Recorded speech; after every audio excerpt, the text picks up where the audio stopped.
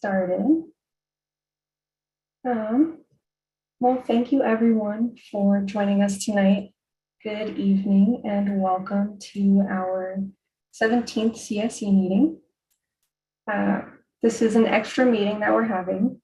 My name is Liz Lev and I'm from the Harder & Company facilitation team. And I'm joined here by my colleagues Daniela Flores and Dr. Amy Ramos. I just want to start out by thanking everybody for your flexibility and for your willingness to join us for this additional session. We really do value your commitment and your support of this process as we work to address environmental inequity. Oh, I hear an echo. Okay. So this is an especially exciting time for the Arvin and Lamont community.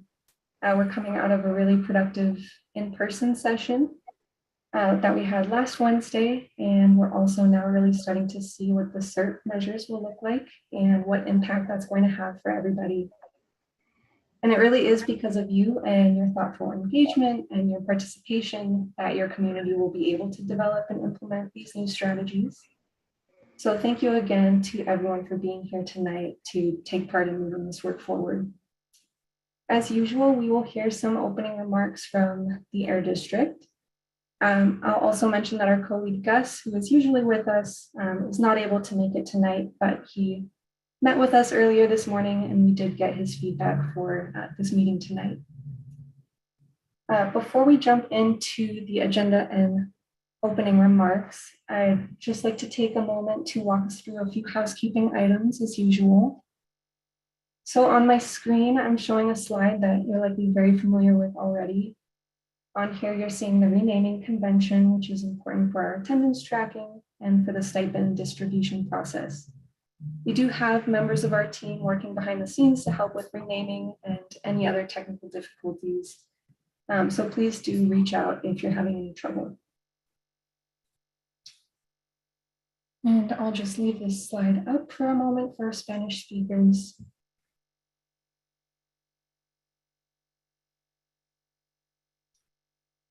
And as usual, we have our Linguistica team here to help with the interpretation. So I will now pass it off to them so they can guide us through this process of choosing your language for the evening. Hello everyone, can you guys hear me? Can you guys hear me?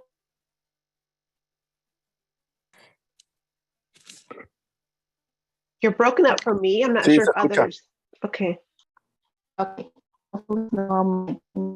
Device. Welcome everyone. We have Spanish interpretation available for you. Tanya, I'm sorry, I think you're breaking up. Let me give the instructions. Okay, yes, thank you. Having problems with this. Thank you so much.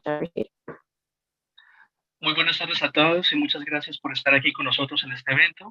Como ya se mencionó, tenemos servicio de interpretación al español. Ya se inició esa función, así que pueden localizar el icono del globo en la parte inferior de su pantalla. Por favor, denle clic y escojan el español como su idioma.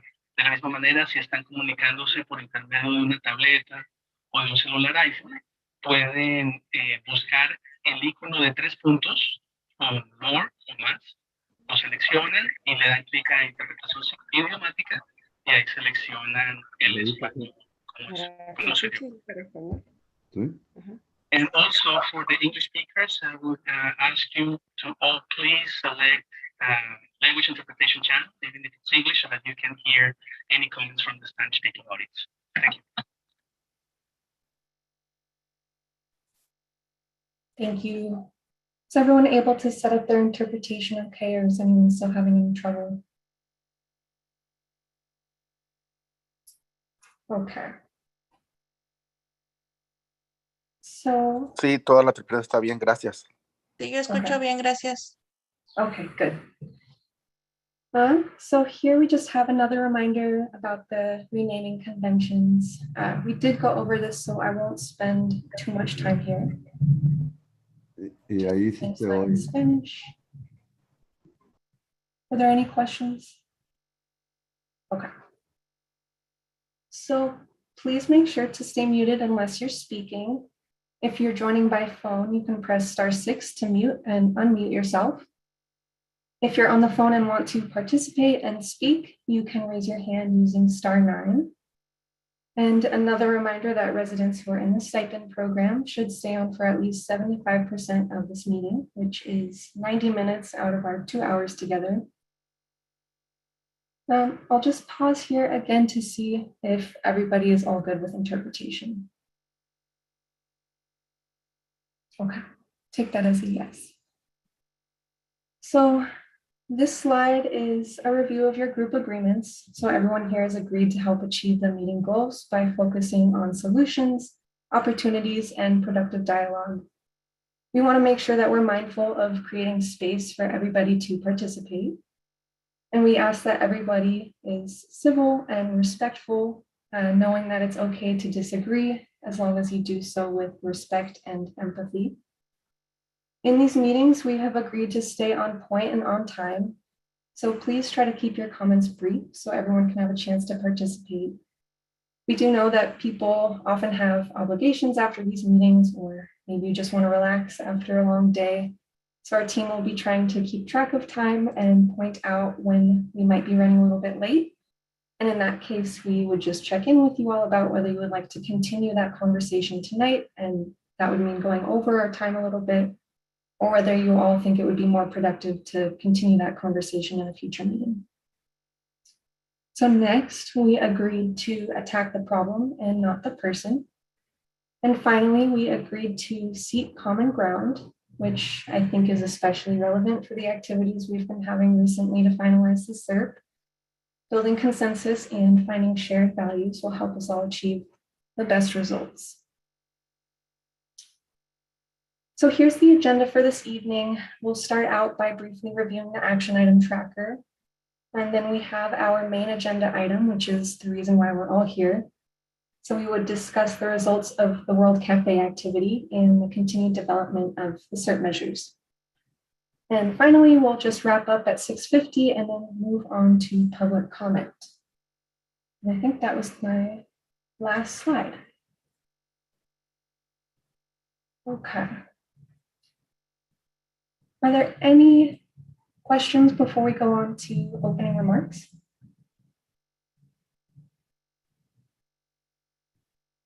Okay. Jess, do you have anything that you would like to share?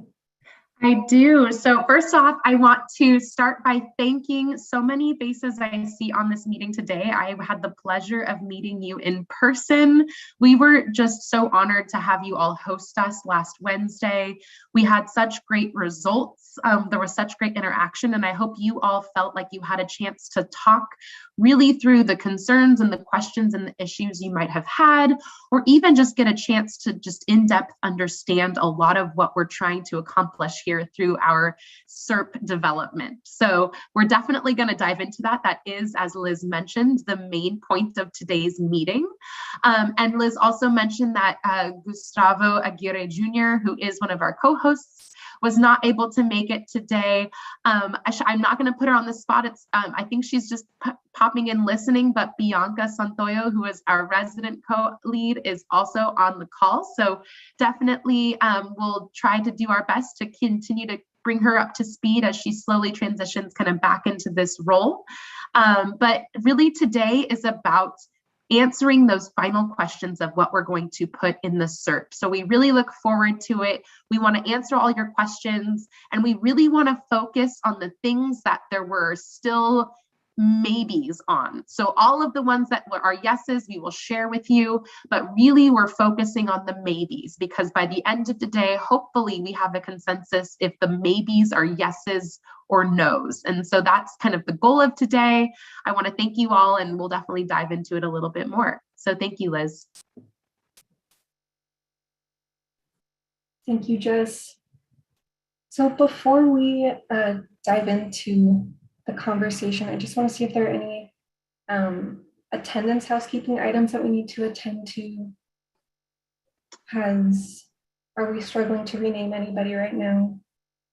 Hey, Liz, I can jump in here. We're trying to figure out who 619 is. If your name on there shows as 619, if you can just unmute yourself and tell us who you are. 617. Or sorry, 617. Thank you, Amy. 617. If your name on your screen shows 617, if you can unmute yourself. And I'm sending you a request to unmute.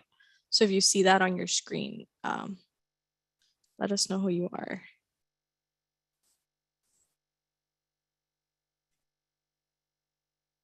And then Francisco, if you can hear me, just confirming that you are Francisco Gonzalez.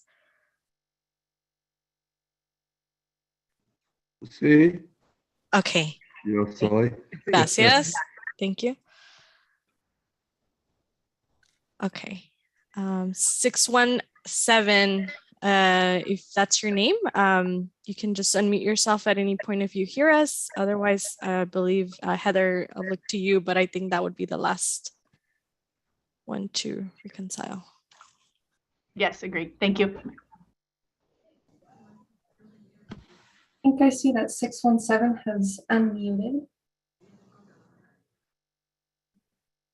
Are you there? ¿No? Hello. Okay. ¿Quién habla con 617? Is anyone there for 617?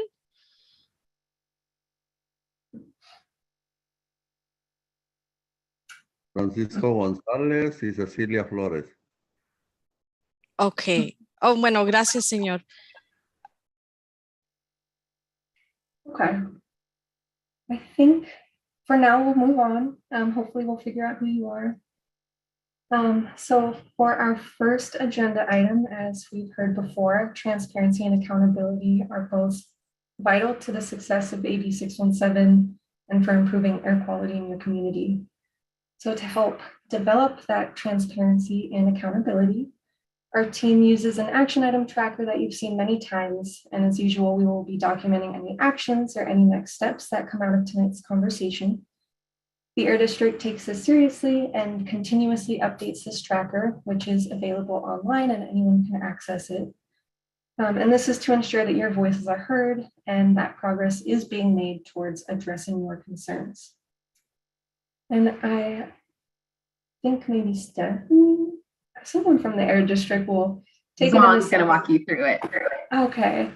So Juan, as he goes through the tracker, anybody please feel free to ask any questions. If anything needs clarification, we would be happy to answer those tonight. And so Juan. So, yeah, Song's got it. Thank you, Song. Thank you. Thanks, Liz. Can you guys hear me okay? Okay, perfect. I'm going to go ahead and share my screen just to also show again where everyone can see and access the running action items is right here on the main Arvin Lamont page. And just click here and it is updated usually before the meeting of each meeting. Since we didn't do this in our in-person meeting, then we have a couple items that I do want to just highlight that are leftovers from the March meeting. The first one here is still pending. This is again from the March 23rd meeting. Kern County will share the list of county maintained roads and priorities with the CSC. And we are still working with the county on this and we will update the CSC as soon as we get that completed. Can you make it a bit bigger? Oh, sure. Let me see. Yes. Is that better? Yeah. Better. Okay. Okay. So the next one is from our meeting last week. This one is to review measures where there is not consensus, and that is the plan to do that today, is to go over the measures that we still would need to get more discussion on. The next item is to distribute the voting survey to CSC members that did not attend or couldn't attend last week. And we did send out a survey last week on April 28th. And this is the link if you didn't get it, but we did get some feedback. So thank you so much for those that were able to complete the survey and provide us with your feedback. The next item is to track and share back notes from the April 27th meeting and share it. And we are doing that, and we will complete the comments and translate it and share it with the CSC. And the next item is to revisit measure 5D and identify process for gathering consensus on revised measure at the meeting on 5/3, which is today. And if you're not to share, the measure 5D was incentives for e-bikes, and that will be part of our discussion today. And then a couple other items from the March 23rd one was to follow up with the CSC about rules and regulations for landfill dumping and road maintenance. And during that meeting at that time, there were a few Kern County officials, and they offered to assist the CSC members to reach out to them about their concerns. The next item was, again, from the March 23rd meeting, that the Air District and CARB and the CSC commit to working together to develop certain measures that are not restricted to other program requirements and that will not place additional burden on residents. And all certain measures proposed by the CSC have a variety of benefits, including reducing criteria and toxic pollutants that are harmful to public health. Several certain measures do not provide direct reductions, but support the community through exposure mitigation, education, and community improvements. And the last one here is to discuss existing programs and metrics used relevant to the SERP and what the CSC can do to increase incentives to make them more effective for AB 617 communities. CSC members were emailed a budget tool on April 1st to help understand and provide feedback on proposed SERP incentives and target emission reductions. All SERP measures proposed by the CSC have a variety of benefits, including reducing criteria and toxic pollutants that are harmful to public health. Several SERP measures do not provide direct reductions, but support the community through exposure mitigation, education, and community improvements. That's it for the action items. If anyone had any questions, go ahead and raise your hand.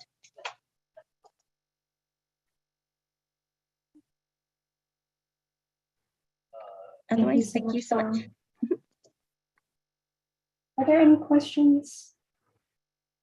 I see one actually in the chat that just got answered. So Emma asked, what is the expected completion date of the SERP and adoption date? And Jessica responded, it is June 16th to the governing board and published on June 9th. Okay.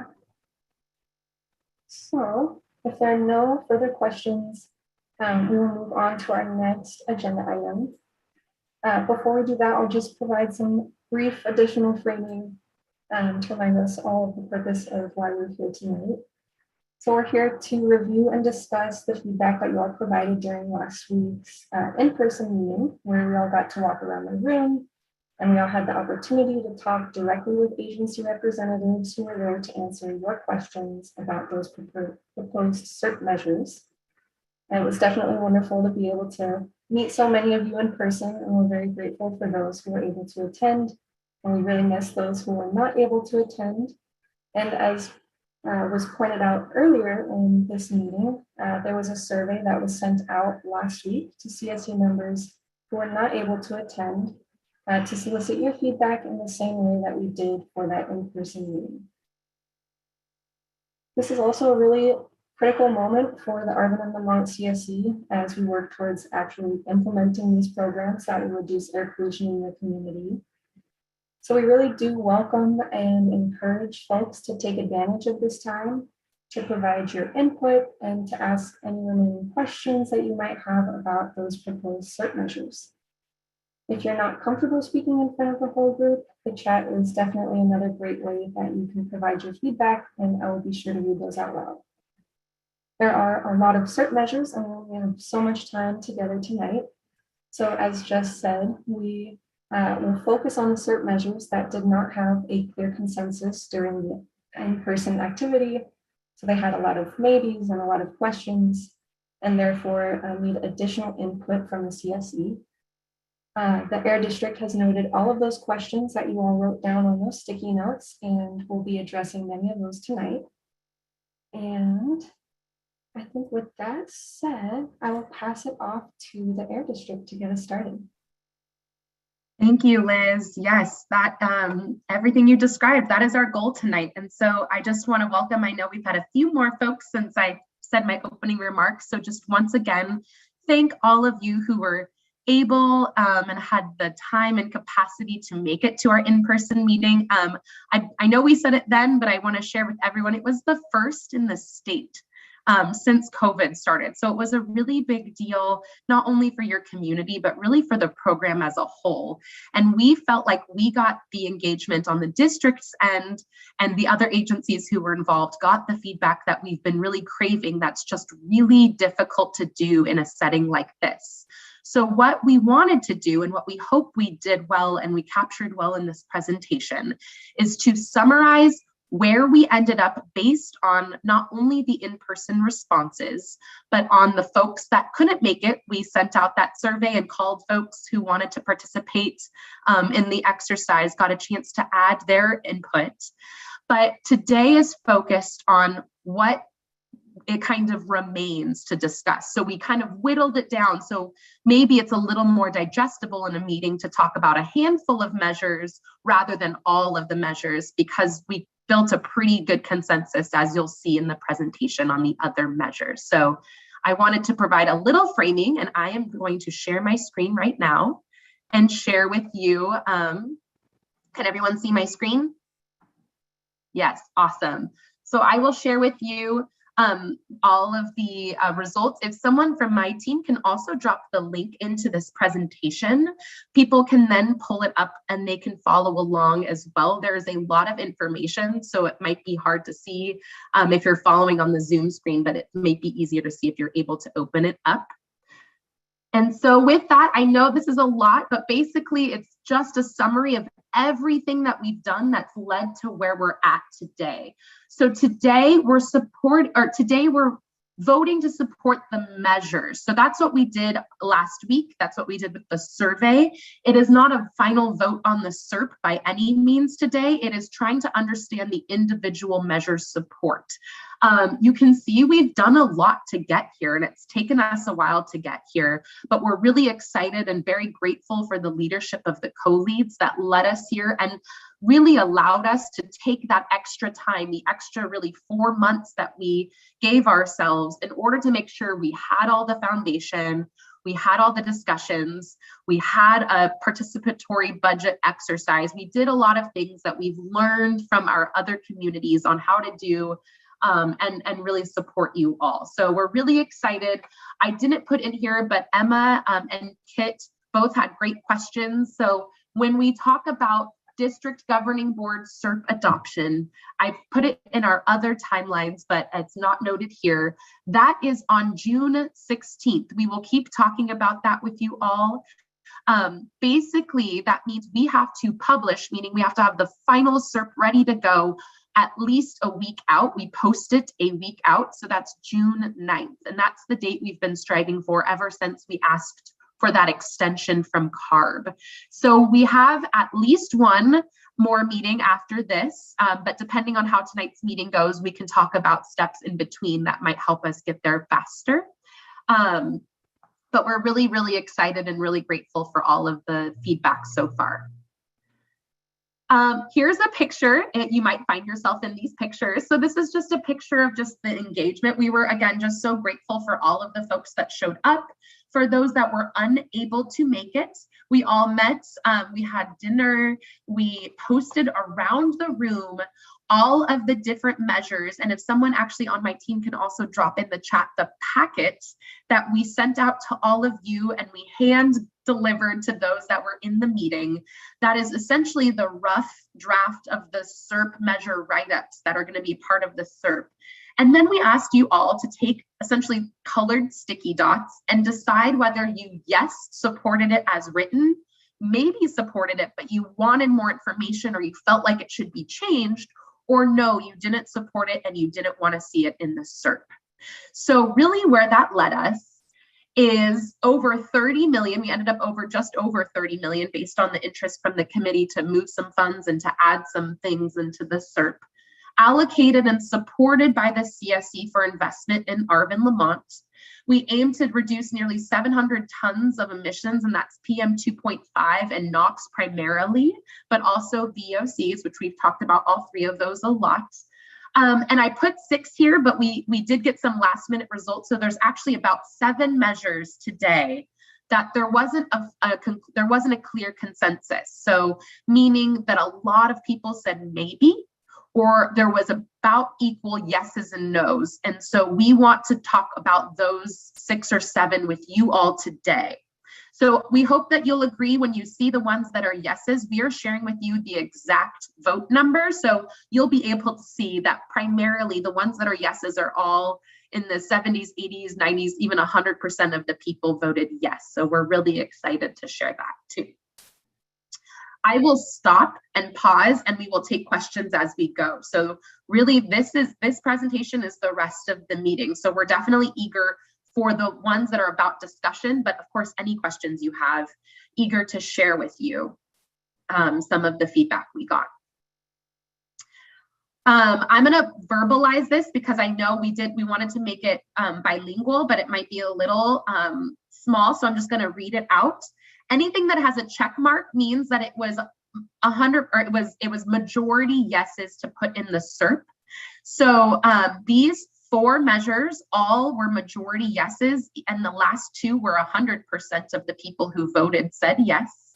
And that is for truck replacement, replacing 25 trucks for $5 million. For school bus replacement, that's replacing 4 school buses for $1.6 million. For ag equipment replacement, 100% of you who voted to replace ag equipment for $4.5 million. Alternatives to ag burning, folks, and as you saw in our exercises, we actually showed you kind of all of the changes that we made based on your input, and this was one of them where folks really increased the ag equipment and ag burning replacements just to make sure we achieved a lot of reductions, and that's 1,000 acres for 1.4 million. So we're really excited and really grateful for all of the support for those, and so really moving forward tonight, we'll start talking about these once we implement the SERP, but tonight we're trying to focus on the ones that didn't get such high support. So I'm gonna move on, although I will acknowledge, as Zong mentioned, we will finish typing up and translating all of the comments, because even though these were 100%, some of you still had really useful, helpful comments we would like to include in the SERP. So primarily things like making sure we do good outreach and making sure we keep the committee informed. So we just wanted to mention that as we move forward. And then, oh, I do see a hand. I can stop, Mario, if you have a hand about any one of those. Yeah, I got a question on for the trucks. Yes.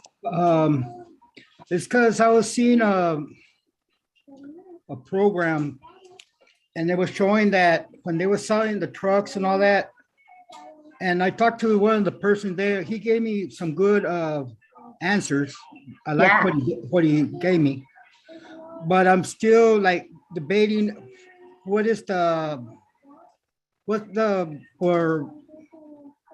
they take the trucks to get rid of them. Mm-hmm. We want to make sure that they don't sell them out. Go and sell the trucks out for recycling or for other states.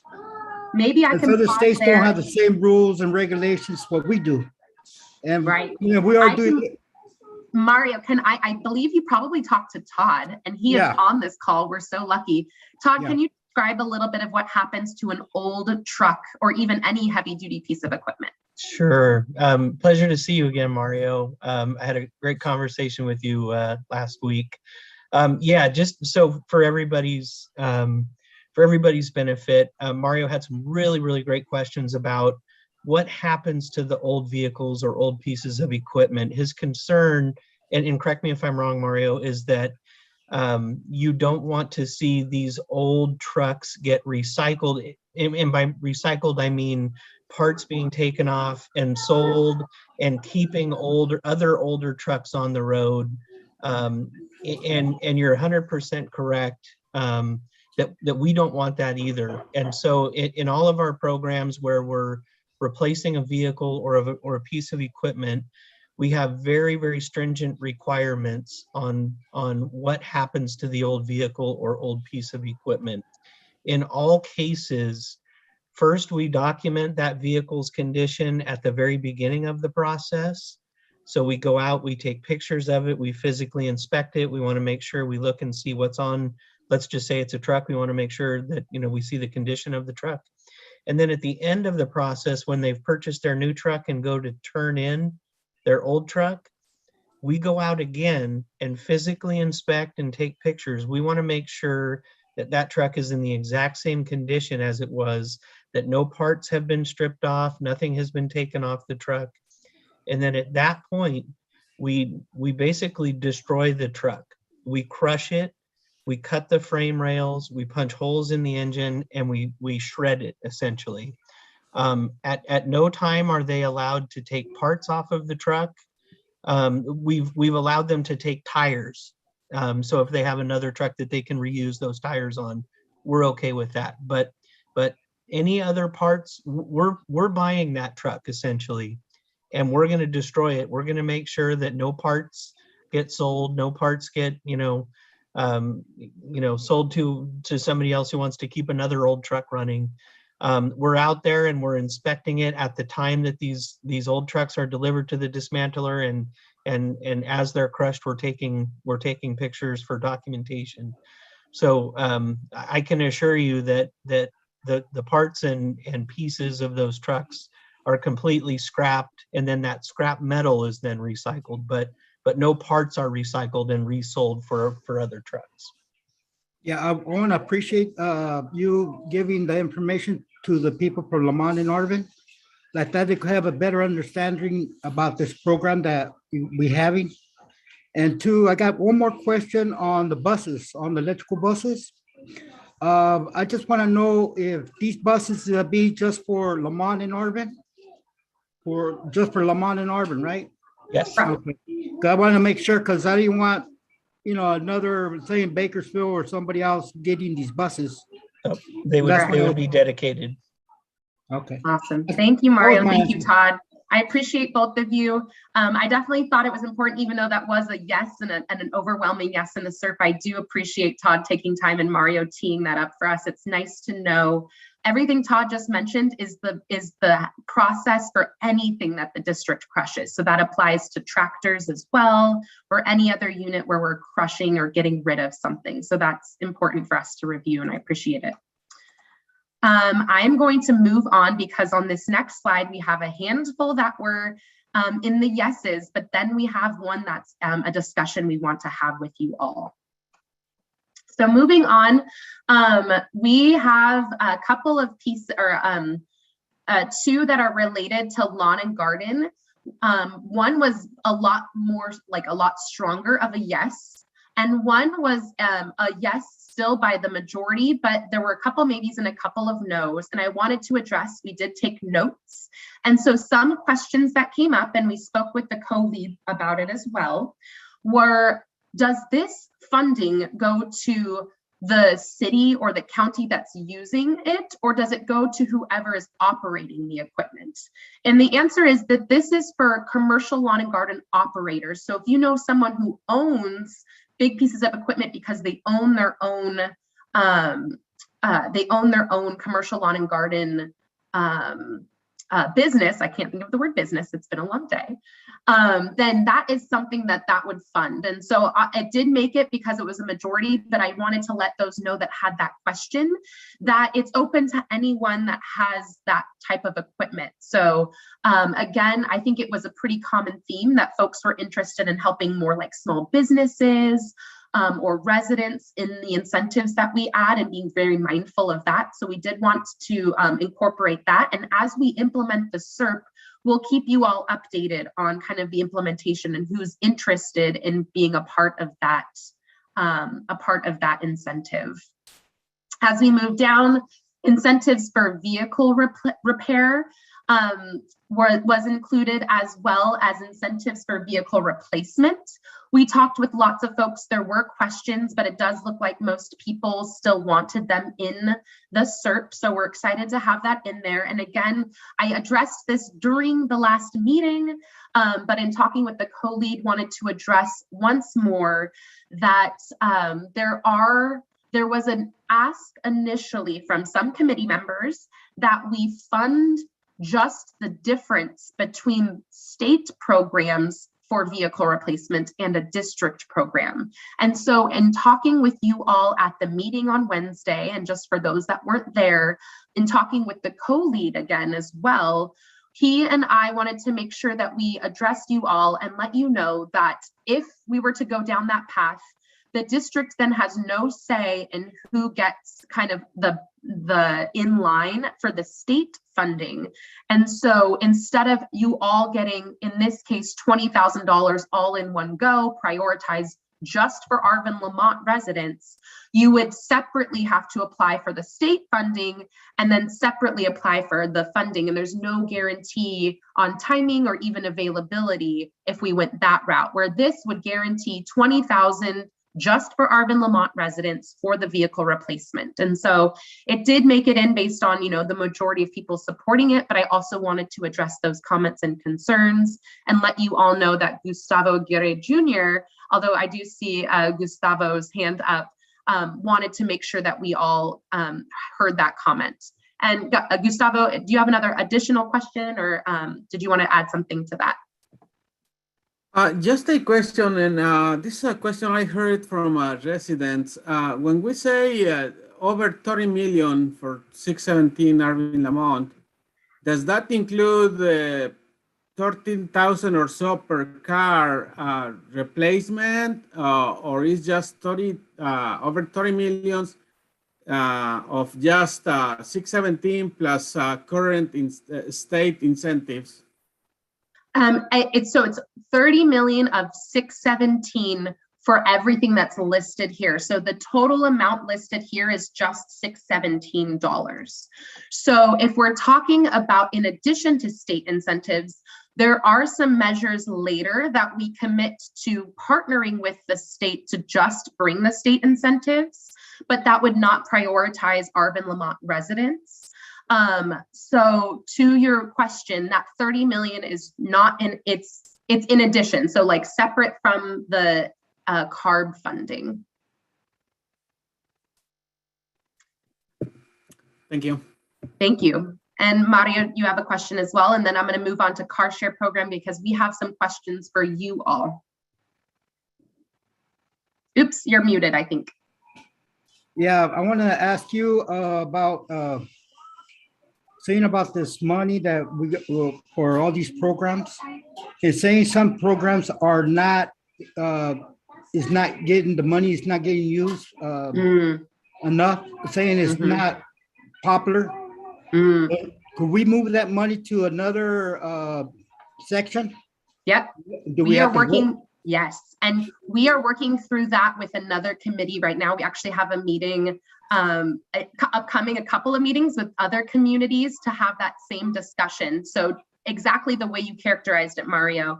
If something isn't popular and we come up and we're a year or two in and no one's taking advantage, we as a committee should work together to make sure we spend that funding somewhere else, maybe on a CERP commitment that's very popular and we need more funding.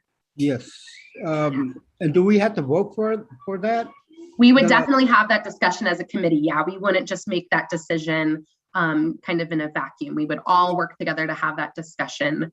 And we've kind of briefly done it with another committee in Fresno, and we're going to have an ongoing conversation with upcoming steering committee meetings actually in the next couple of weeks with the other groups. So it's definitely something we want to practice.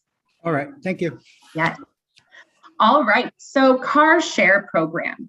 So this program, it's the very bottom one, and you can see that we did not have majority yes, but we also had no votes.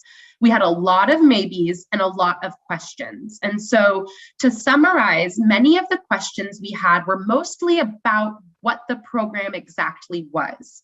Some folks were wondering if this was a program, sort of like a carpool program for like ag workers, and that is not what this is. This would be to fund an electric vehicle car share program, meaning electric vehicles would be available to the public to use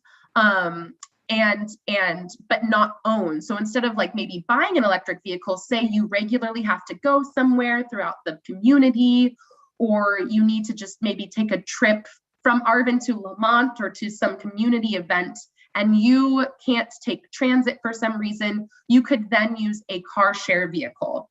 We don't have to decide on the details in the SERP. That's something we can decide in implementation. But if we set aside funding, then it could go into the SERP as a commitment to work with you all. So with that, some of the other questions were about whether this was in addition to the existing car share programs. If you're aware of Neocar, which is existing in your community, it could be, or it could be new. That would be something we would work with you all on once we implement it. Putting it in the SERP just commits us to trying with that set aside funding to implement that program in the community. And so with that, I see Mario's hand, and I'm happy to take other questions. And then maybe we'll pass it to the facilitators if they want to help us facilitate any sort of consensus we can reach, or if we need to answer more questions on whether or not we want the car share program in the SERP. Yeah, my question is, right here in Lamont, we have Oh, you're muted again. I heard you for a second there. Yeah, I'm still here. There we go. Yeah, there's a program for state departments. They got electrical cars right here in Lamont. But the problem is that I don't know if they letting the public using it or just the people who are living there using it. Mm-hmm. And I can't, I don't know I haven't went to go and get any information yet. Yeah, I think your point, so if I can rephrase, it sounds like there's a car share program at some sort of housing place, but it's unclear if it's open to everyone. Yeah, because they told me it was open for the public, and then they might they might say no, it's not open to the public, it's just for the people who live here. Ah, right.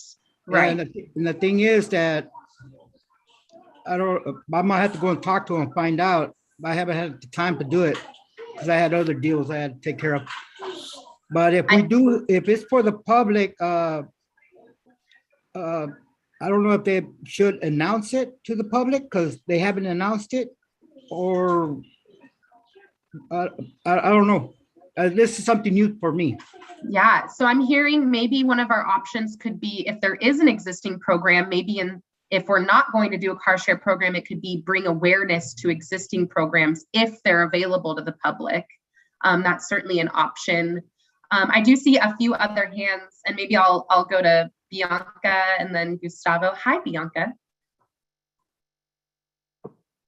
Hi, everybody. Yes, my question is in regard to the share program. I do know that there's different programs out there, different nonprofits that do offer this service.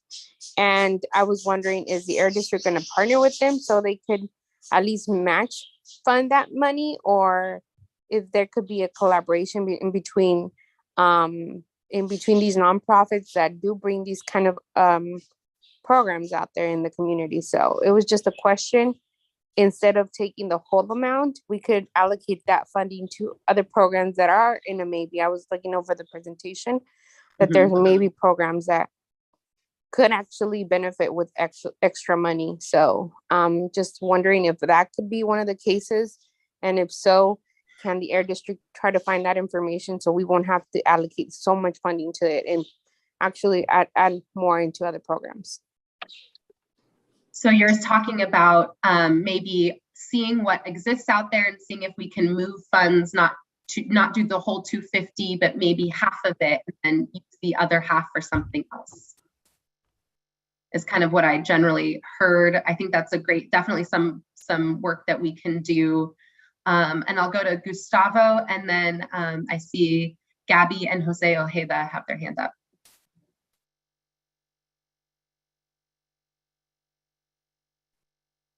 I think in terms of the budget, some hesitance or questions that residents have, including myself, is when we see, the district trying to implement or promote more the current projects that either the district have or CARB have.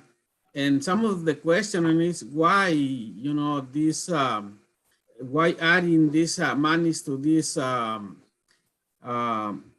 projects if the projects already exist. And I think you explained to us, Jessica, that the 30 million incentives that already exist. Can you bring some numbers maybe for next meeting of how much is 617 money?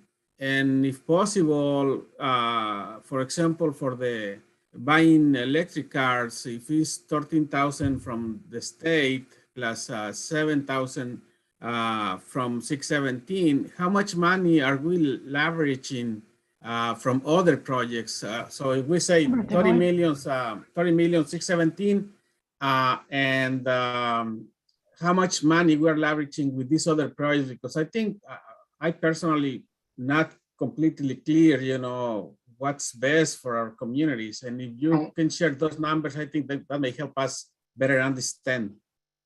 And then I just want to clarify, so maybe I was misunderstood. So everything that's in the SERP is new fund. We're not using existing funding. And almost everything that's in here, or definitely everything that's in here, prioritizes Arvin Lamont. It is exclusively for Arvin Lamont. And a lot of what we're talking about is new or new in the incentives amount, meaning the car share program is not an existing open program that we have at the Air District, for example. And the lawn and garden program, for another example, is a free lawn and garden mower. It's not our typical program, which is only half the cost. So just those are examples.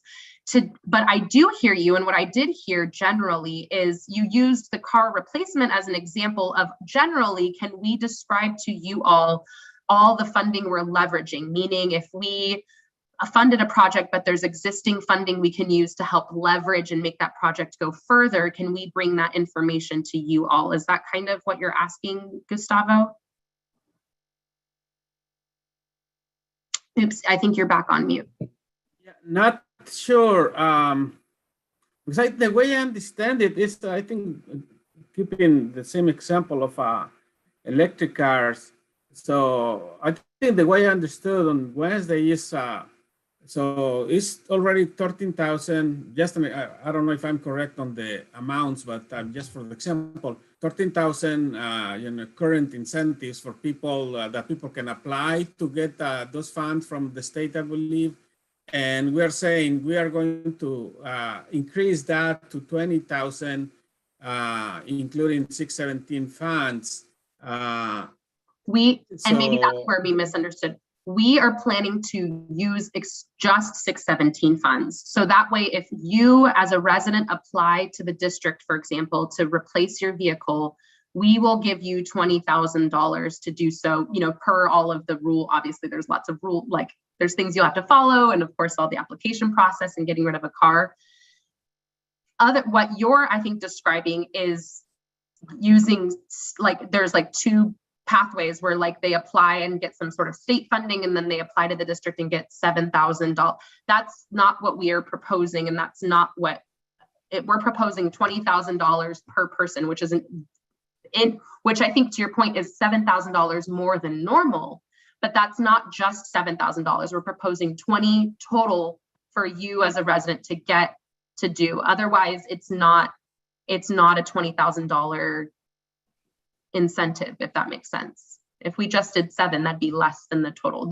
I think there's some confusion about how the fact that there is an existing program that we're just going to add onto it, but we're going to create a 617 program where you can all get 20,000, or whoever's eligible can get $20,000 for that incentive, if that makes sense.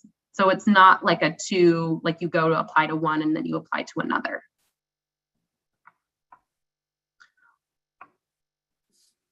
So yeah, if I understood correctly, so the 20,000 is all the 20,000 will come up out of the funds from 617. Yes, and that is part of that 30 million plus.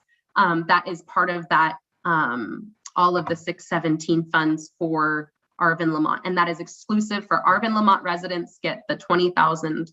And that's, I'm happy to come back to that. It is one that but majority people put yes on. So I do want to kind of move, if we can, move on to the ones that have kind of question marks on them, in particular the car share. But I think if we can, and I'll ask Carter if we can kind of put a pin to remind us to come back if we have time to talk about the ones that passed and kind of have the green check mark. If that's okay with everyone. And so I do see lots of hands, so I definitely want to keep going, and maybe I'll just ask Liz or whomever to keep calling on folks. Are you saying that you wanted to keep going right now, or keep answering questions? Sorry, yeah, keep calling on people to answer questions. Got it, got it. Okay, so I think we can go to Daddy and Jose.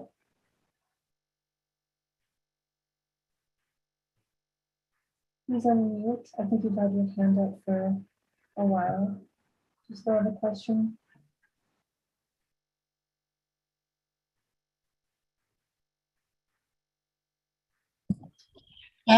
Sí, mi pregunta es si va a funcionar lo del carro compartido como las bicicletas que hay en las ciudades más grandes, que las renta y las usa y después las regresa, pero tiene que pagar por el uso que usted le da, el tiempo que lo está usando, las millas. No sé cómo funciona porque nunca lo he usado. ¿Es más o menos así el programa del carro compartido? I didn't get the translation. Did you all? Yes, my question is if the car share program is something similar to what we've seen in bigger cities with the bicycle programs, where you just rent them and use them, and then you return them and then you're charged a specific fee for that. I've never used that program, but I was wondering. That is my, yes, that, and I'm getting a nod from Todd as well. That is, yes, that is the design. It's just like an available car, and you kind of park it in certain spots, especially it's electric, so it probably parks in the same spot to plug in and unplug. And yes, that is the concept. And just to carry that one step further, in some of the programs that we've run on a pilot basis, in addition to having the cars available for folks to check out, we've also in some cases had community members that have agreed to be drivers. So if there is a person who doesn't necessarily drive, doesn't have a license, doesn't feel comfortable driving, there are actually drivers that will assist you, and they've been generally members of the community that have stepped up and provided that role. And then if several folks are, say, going from home to, say, Bakersfield, and generally the same area, there's been situations where they'll carpool and provide that service. But yeah, in general, you would be able to just reserve the vehicle when you need it and pay a nominal fee for the use of that vehicle. Thank you. So I think we can move on to Jose.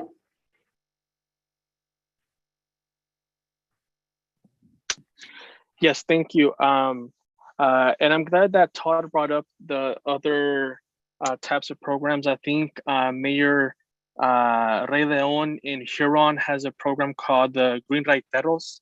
And it's exactly, I think, how you explained it, where you have community members that are actually working, and I think they're getting paid to essentially have a private electric vehicle service, almost supplementing the city or county transportation program. I don't know what they have in Huron, but I think that's something that I would like to see flexibility in room in this SERP to potentially explore in the future.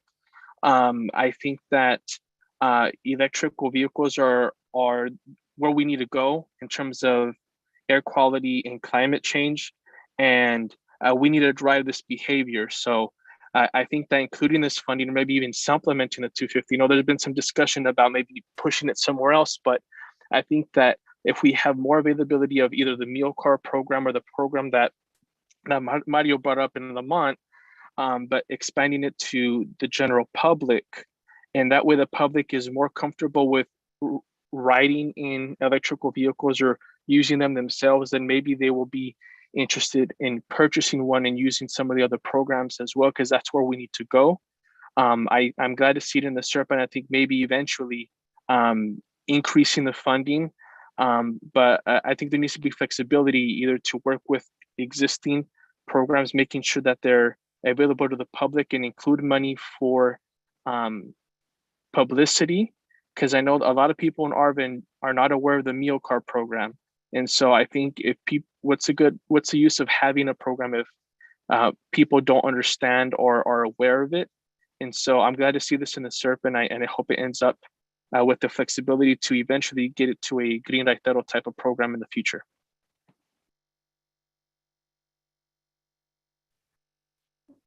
Thank you. I think Tim is next. Hi, I actually voted no on this because I remember the issue with the Neocar here in Lamont is when it was first proposed by the county, we had issues locating an actual facility to host the cars. And essentially every business and governmental organization in the local level that we've asked to host them denied them because of the whole thing that they would have to invest on the infrastructure of the AV chargers. So does the funding include that, or it would be coming out of the pocket of the business owner facilitating the program? That funding can be flexible, right? Like it can include the package. Exactly. In the programs that we have operated in the past, in fact, we worked with Neocar. It did include the vehicles, charging infrastructure, and then as was mentioned by, I believe, Jose, it did go also to pay, the folks that were actually driving the vehicles on behalf of the other community members. These programs are certainly not without their challenges, and over the last 2 years with COVID, it was an extremely challenging time to be operating any sort of car sharing program. But we have seen that they can be very successful. But you are correct, Tim, that there are certainly challenges to implementing a program like this. But we feel that as we sort of come out of COVID, we think that there are very, very promising opportunities for programs like these, and we've seen them in non-COVID times. We've seen them work very, very well.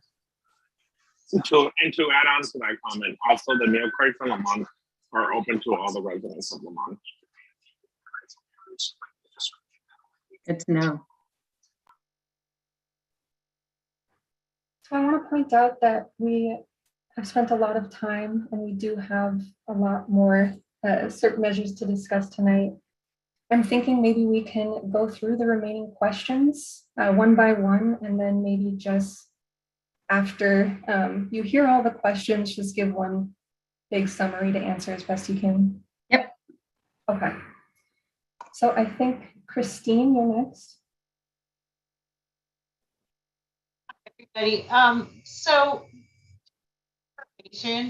currently we're working with Neocar to expand the service so that it's located next to Arvin Transit. We're putting in charging stations. So with the concept that somebody could take a bus from Lamont or any place in Arvin and get to the park and ride where the vehicles would be available for pickup. So that's in addition to their location at Caliente Creek currently. So we're trying to expand the service, and I definitely believe that COVID had a significant impact. And I just wanted to throw out the idea that maybe the support of the car sharing program is not necessarily giving funds to the car sharing program, but what about providing residents a voucher? So currently Neocar's rental cost is $45 a day. That includes insurance. But what if we were to give the residents a voucher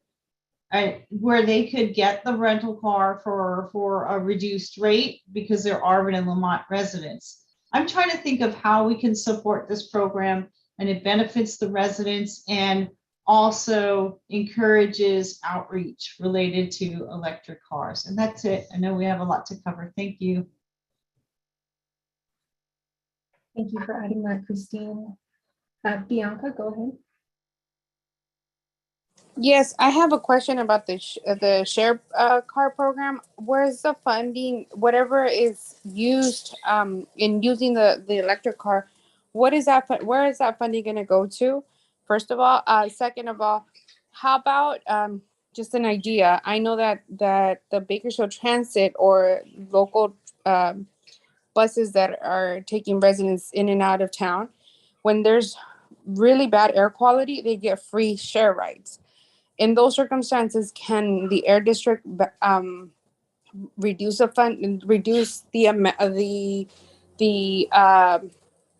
rental fee because of having maybe very bad air quality? And I have another question in regards to the tune in and tune up kind of exchanging vehicles.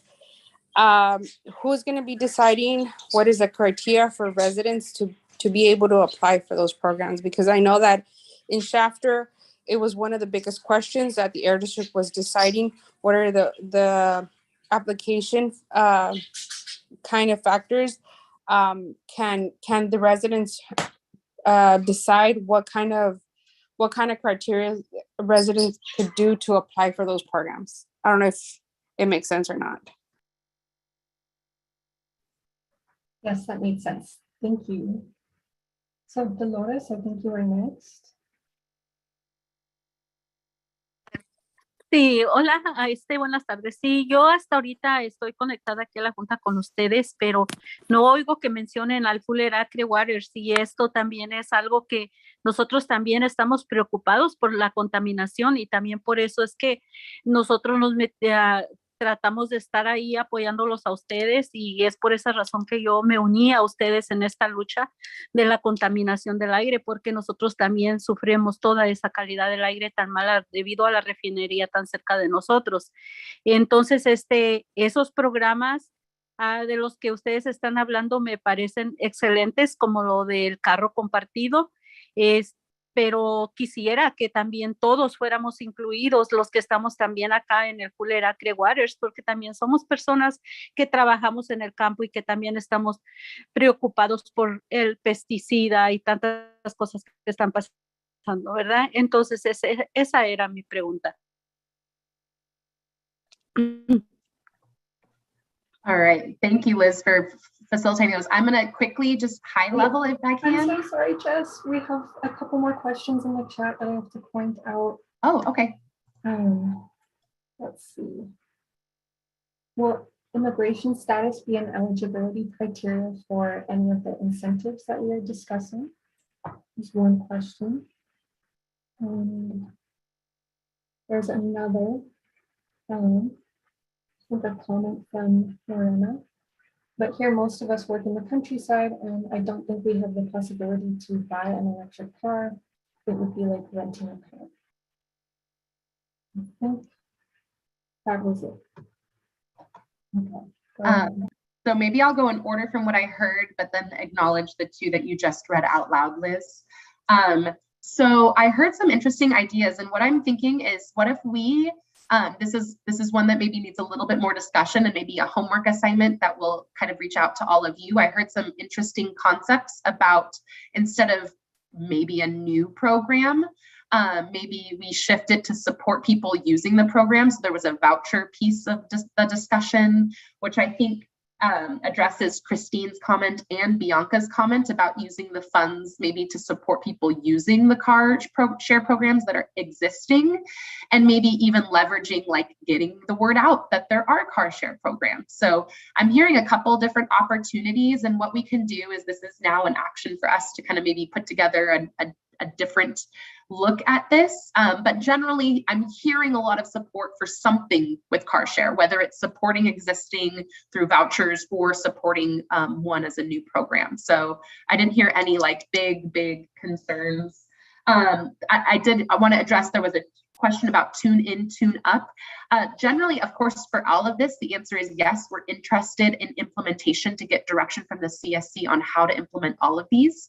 For tune in, tune up, this is an expanded version because we actually recently expanded the model years for which you can go through the program. So I think, Bianca, that was your question or kind of your comment about Shafter. It used to be only through a certain model year. That's a change. And so it allows more cars to go through the program, but we definitely want to bring that to you all as we implement the SERP.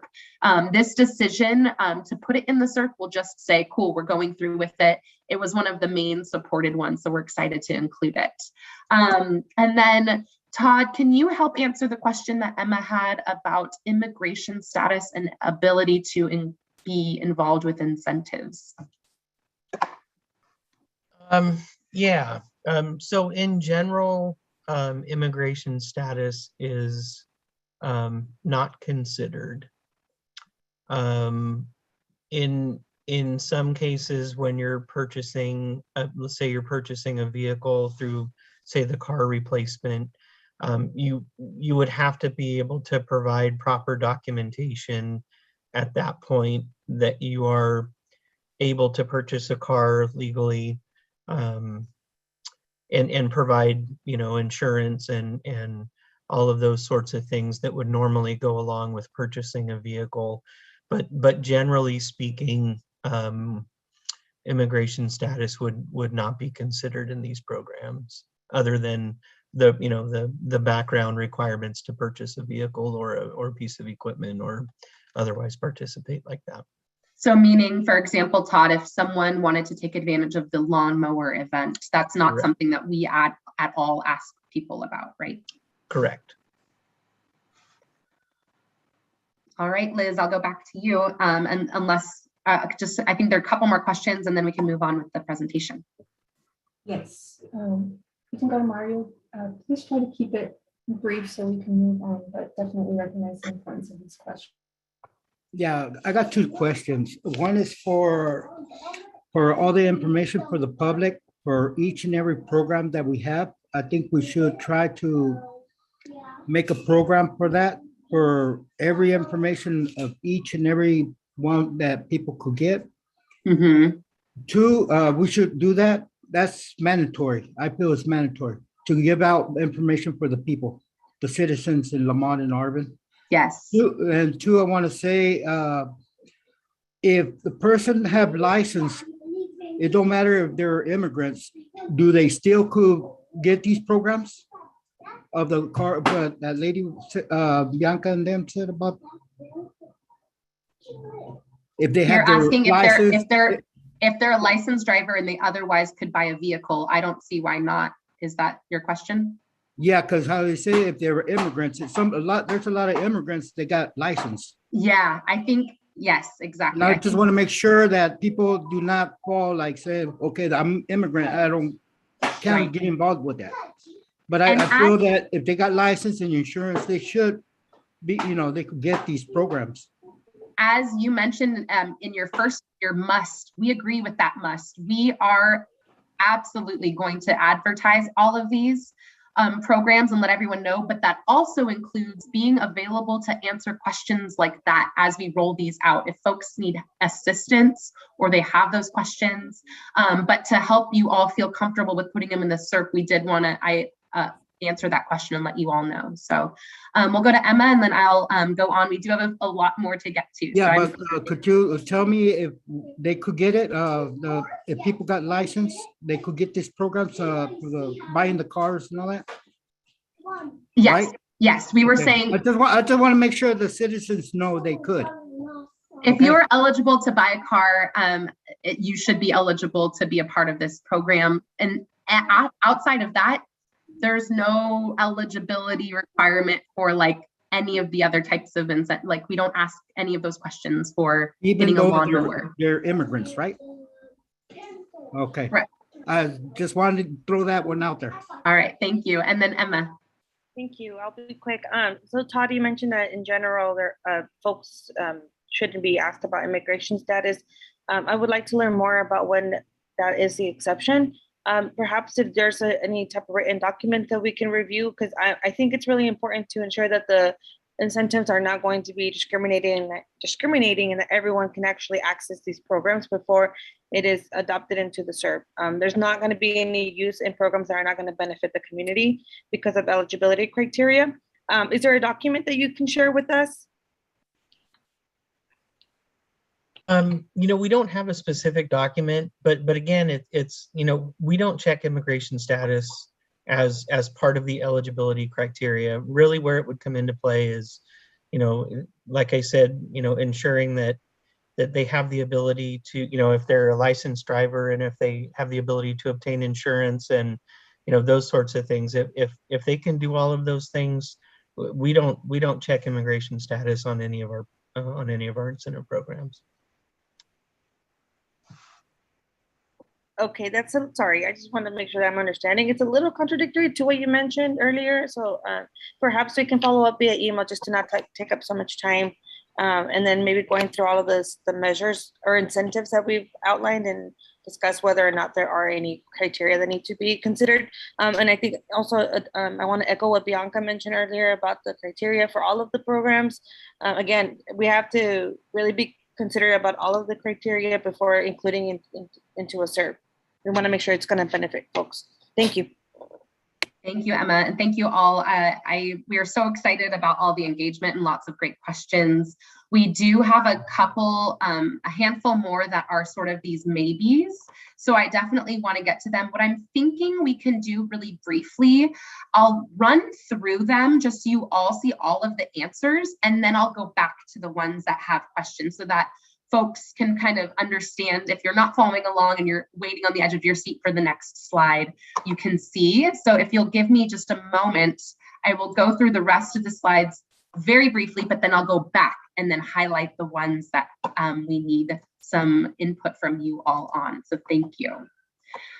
This next slide shows the urban greening, vegetative barriers, and road and sidewalk installation measures. And so we had a pretty robust response, kind of a little bit in different places.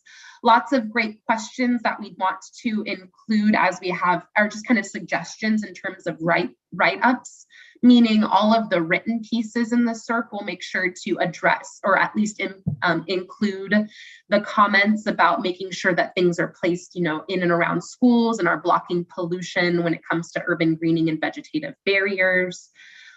There were two that the majority of the committee voted no on. That was EV charging stations and street sweepers. And so there were mostly verbal comments. We did receive a few written comments, mostly verbal comments to the district folks and the interpreters about not wanting to fund those, in particular, hoping that the city, knowing that the city in some cases in Arvin, for example, already had charging stations, or hoping that we would maybe continue to leverage other funding. So we appreciated the comments there. And the same thing, the street sweepers, there were just sentiments that the folks wanted the city or the county to provide their own funding for that. We will come back to public fleet vehicles. As you can see, we had exactly half of the committee say yes. Most, or the rest, almost all said no, except for one maybe. So we definitely will come back to that. I'm just going to briefly review the rest. Oops. For regulations and enforcement, every single one that we had up there, folks overwhelmingly supported. So we appreciated that, with lots of just great comments about keeping people informed and making sure that we bring updates to the committee. So we're definitely committed to doing that. There was one additional suggestion that was written up on the new measures board that actually some people even added dots to, even though it was sort of handwritten. That is just a commitment. It is not a funding. None of these are funded. These are all enforcement strategies that are outside of the incentives funding.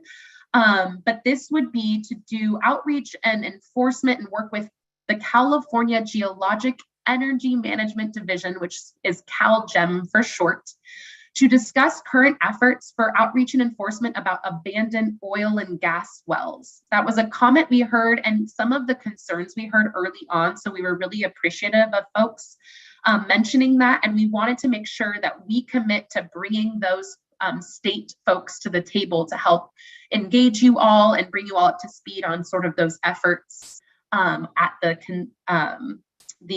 Arvin Lamont level. And I see a hand, but I'm going to just briefly review kind of where we're at. All of these we want to discuss with you briefly. I will just highlight heavy duty truck rerouting. Most of the maybes, almost all of the maybes said they were supportive, but they didn't want to use any AB 617 funds. So we said, okay, we will commit to keeping you all informed, but we will not be using AB 617 funds. There is an effort underway with the COG to do this heavy duty truck rerouting. And so our commitment is just to continue to support that effort. Like Mario said, maybe we're 2 years into the SERP and we realize that there's something that needs to be done with this, that maybe there's funding that isn't moving somewhere else and we need to move some funding. Maybe that's a discussion with the CSC later. But we felt comfortable with all of your permission that since most of the maybes said only if it's not funded, if we make this a partnership measure, then we can move forward with it if that's okay. I need some water, so 1 second.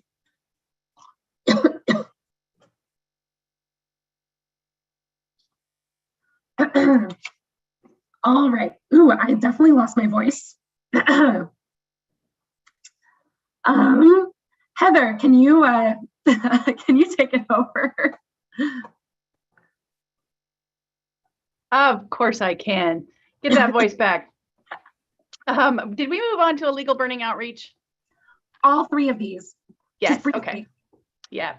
So in general, all of our SERPs have a community awareness and knowledge of air quality measure, which gives us a pretty blanket to reach out in all the aspects of air quality, from protecting public health to educating on the impacts of health, and in general, letting folks know about the services available to them. We would do that in a broad-based manner. Wrapping into that would be a specific outreach on illegal burning, anywhere from billboards in areas that are troublesome to some direct mailers. We have sort of run the gamut of the outreach we could do to directly address that issue. And then, of course, house schools. We've got that program across the valley, but we want to make sure each and every school is engaged, and not only that they participate, but they understand the air quality tools available to them, and then further take that education into the student environment and to parents, so parents understand not to idle and why it's important to pay attention to localized air quality. And so we would spend the time kind of addressing directly in those schools that outreach and that information. Awesome. Thank you. I think I got it back. That was now I feel like my voice is even better than it was before. Very robust. I am going to go back. That was our brief overview. I just wanted you all to kind of see where everything landed. I am going back, and we have about half an hour, and we do have a pesticide discussion that we want to have. So I will stop here and talk about public fleet vehicles. Many of the questions and concerns just kind of reflected the same as the street sweepers. So I just wanted to take a moment to see if there's our folks that voted one way and want to just briefly, maybe a yes person and a no person, kind of describe a little bit about why they voted.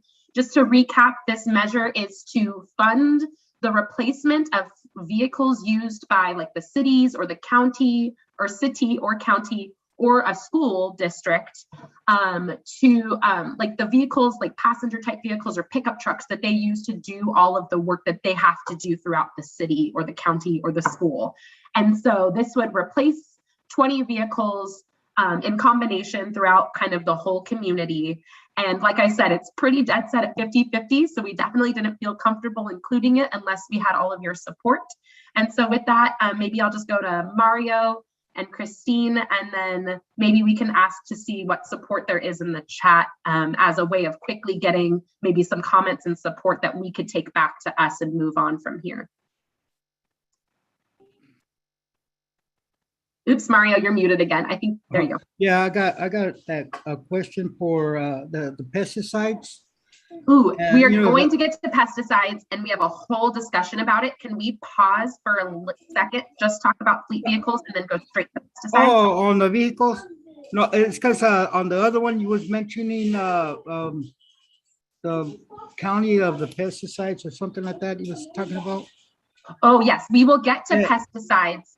Yeah, the only thing I was gonna ask was if we could get everybody together, you know, all the programs they got, you know, from air quality, CARB, and all those, the county, the water district, if we could get them together to like that, they could figure out what's going on with the air quality, with the problem with the pesticides in the water, well, you know, everything what I was fighting for. I feel like, and I'm going to skip ahead just to acknowledge Mario's comment, because I actually feel like and maybe this needs to be expanded instead of saying land use agencies, like work with all agencies. And maybe that's our commitment, is to continue to bring all of the agency partners together, whether it's for land use decisions or other types of decisions. So I'm going to put a pin in that, because I do want to see if we have any comments or support on fleet vehicles, but we'll get there, Mario. And I think that was a great comment. And I do think that's all I wanted to say. Thank you. Thank you. Thank you. Go ahead, Christine. Okay, thank you. So I just wanted the committee members to let you know what my thoughts are with regards to fleet vehicles. So we're talking about replacing work trucks that are diesel and gasoline trucks that are old and on the roads, and they're used by our public works. We wouldn't necessarily need, 10 vehicle replacements, but what we were hoping to get is some support for the work trucks because of their expense. To replace gasoline truck with an electric truck, it's much more expensive. So we're not saying that the city doesn't have to pay anything towards it. Of course we would have to. We would have to contribute. But the fact of the matter is those trucks, each truck is going to be a minimum of $60,000 to $85,000 a piece. By the time you have all the equipment and things that you need on it as an electric truck, they're very expensive. So we were just asking for support with respect to a portion of the cost, because otherwise the city's not going to be able to do it. And we're small, we're rural, we don't have a big budget. So the city would still provide additional funds for the vehicles. But as it stands right now, it puts a significant burden on the city to replace those vehicles. And the reality is they're going to stay on the streets until we have some methodology to, support for some of the cost of those vehicles. And that's basically why I was suggesting that with our public fleet vehicles, because otherwise we don't have the capacity to replace them. So it's not, we're asking AB 617 to bear the entire cost of them, but it would be helpful if $20,000 per truck would be provided, so that it would enable us to actually do the project. Otherwise, it's not possible for us to do it. And if anybody has any questions about that, I'm happy to help. But as you know, in Arvin's side of the issue, there's just not enough funding. And those electric trucks are much more expensive in comparison to a regular vehicle. So I wanted to make clear we're talking about trucks, not cars, and that's the reason we're asking for the committee's support. And ultimately, it takes them off the road. It's not colluding. And this is for Public Works, which is constantly out on the streets performing services for the city. So I would appreciate your support if you think it's appropriate. And that's all I have to say. Thank you. Great. So thank you for that input. I think at this time, we'd like to see from the CSC committee, as you can see on the chat, my colleague Liz has asked for you all to type directly into the chat if you are for this measure, as by saying yes or C, and no if you are not for this measure.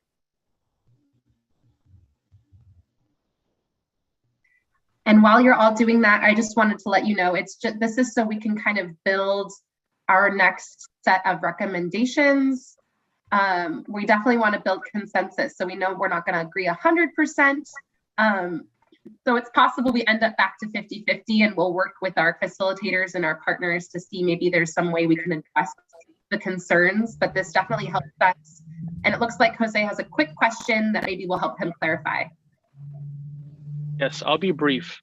I saw that Lorelei from the county, is okay with deleting this funding measure.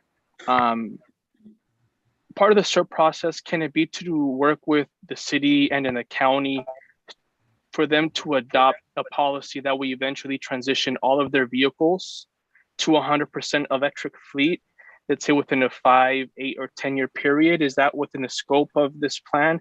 Maybe we can't include enough funding to be as effective as we want to be, but if we can work with them to adopt a plan to essentially do so, is that within the scope of the CERP? There's so much like that that's totally within the scope of the CERP to continue to work with land use agencies or other types of public agencies to bring forth recommendations like that. And so I feel like, actually, much like Mario's comment, one of our CERP measures, and what we could do is maybe incorporate some of these great comments in the write-up for that, is to work with agencies to bring forth new kind of innovative ideas like that. And so maybe in conjunction with this, that could be an ask as well. Especially given sort of the time frame that we're on, it might be more of a general kind of commitment that says, work with land use agencies. The way it's written right now is work with land use agencies to sort of overall reduce transportation impact. But we can maybe work with our partners in the meantime and kind of come up with that specific idea. So kind of interesting, and I appreciate that comment. Thank you. So it's looking like we are not finding a consensus in the comments. We have 6 no's and 4 yeses, 7 no's and 5 yeses. So we'll definitely table this now and move on to the next one. Awesome, thank you. So I am going to move us to this, because knowing the time we have left and knowing how important this discussion is, I'm going to move us to pesticides.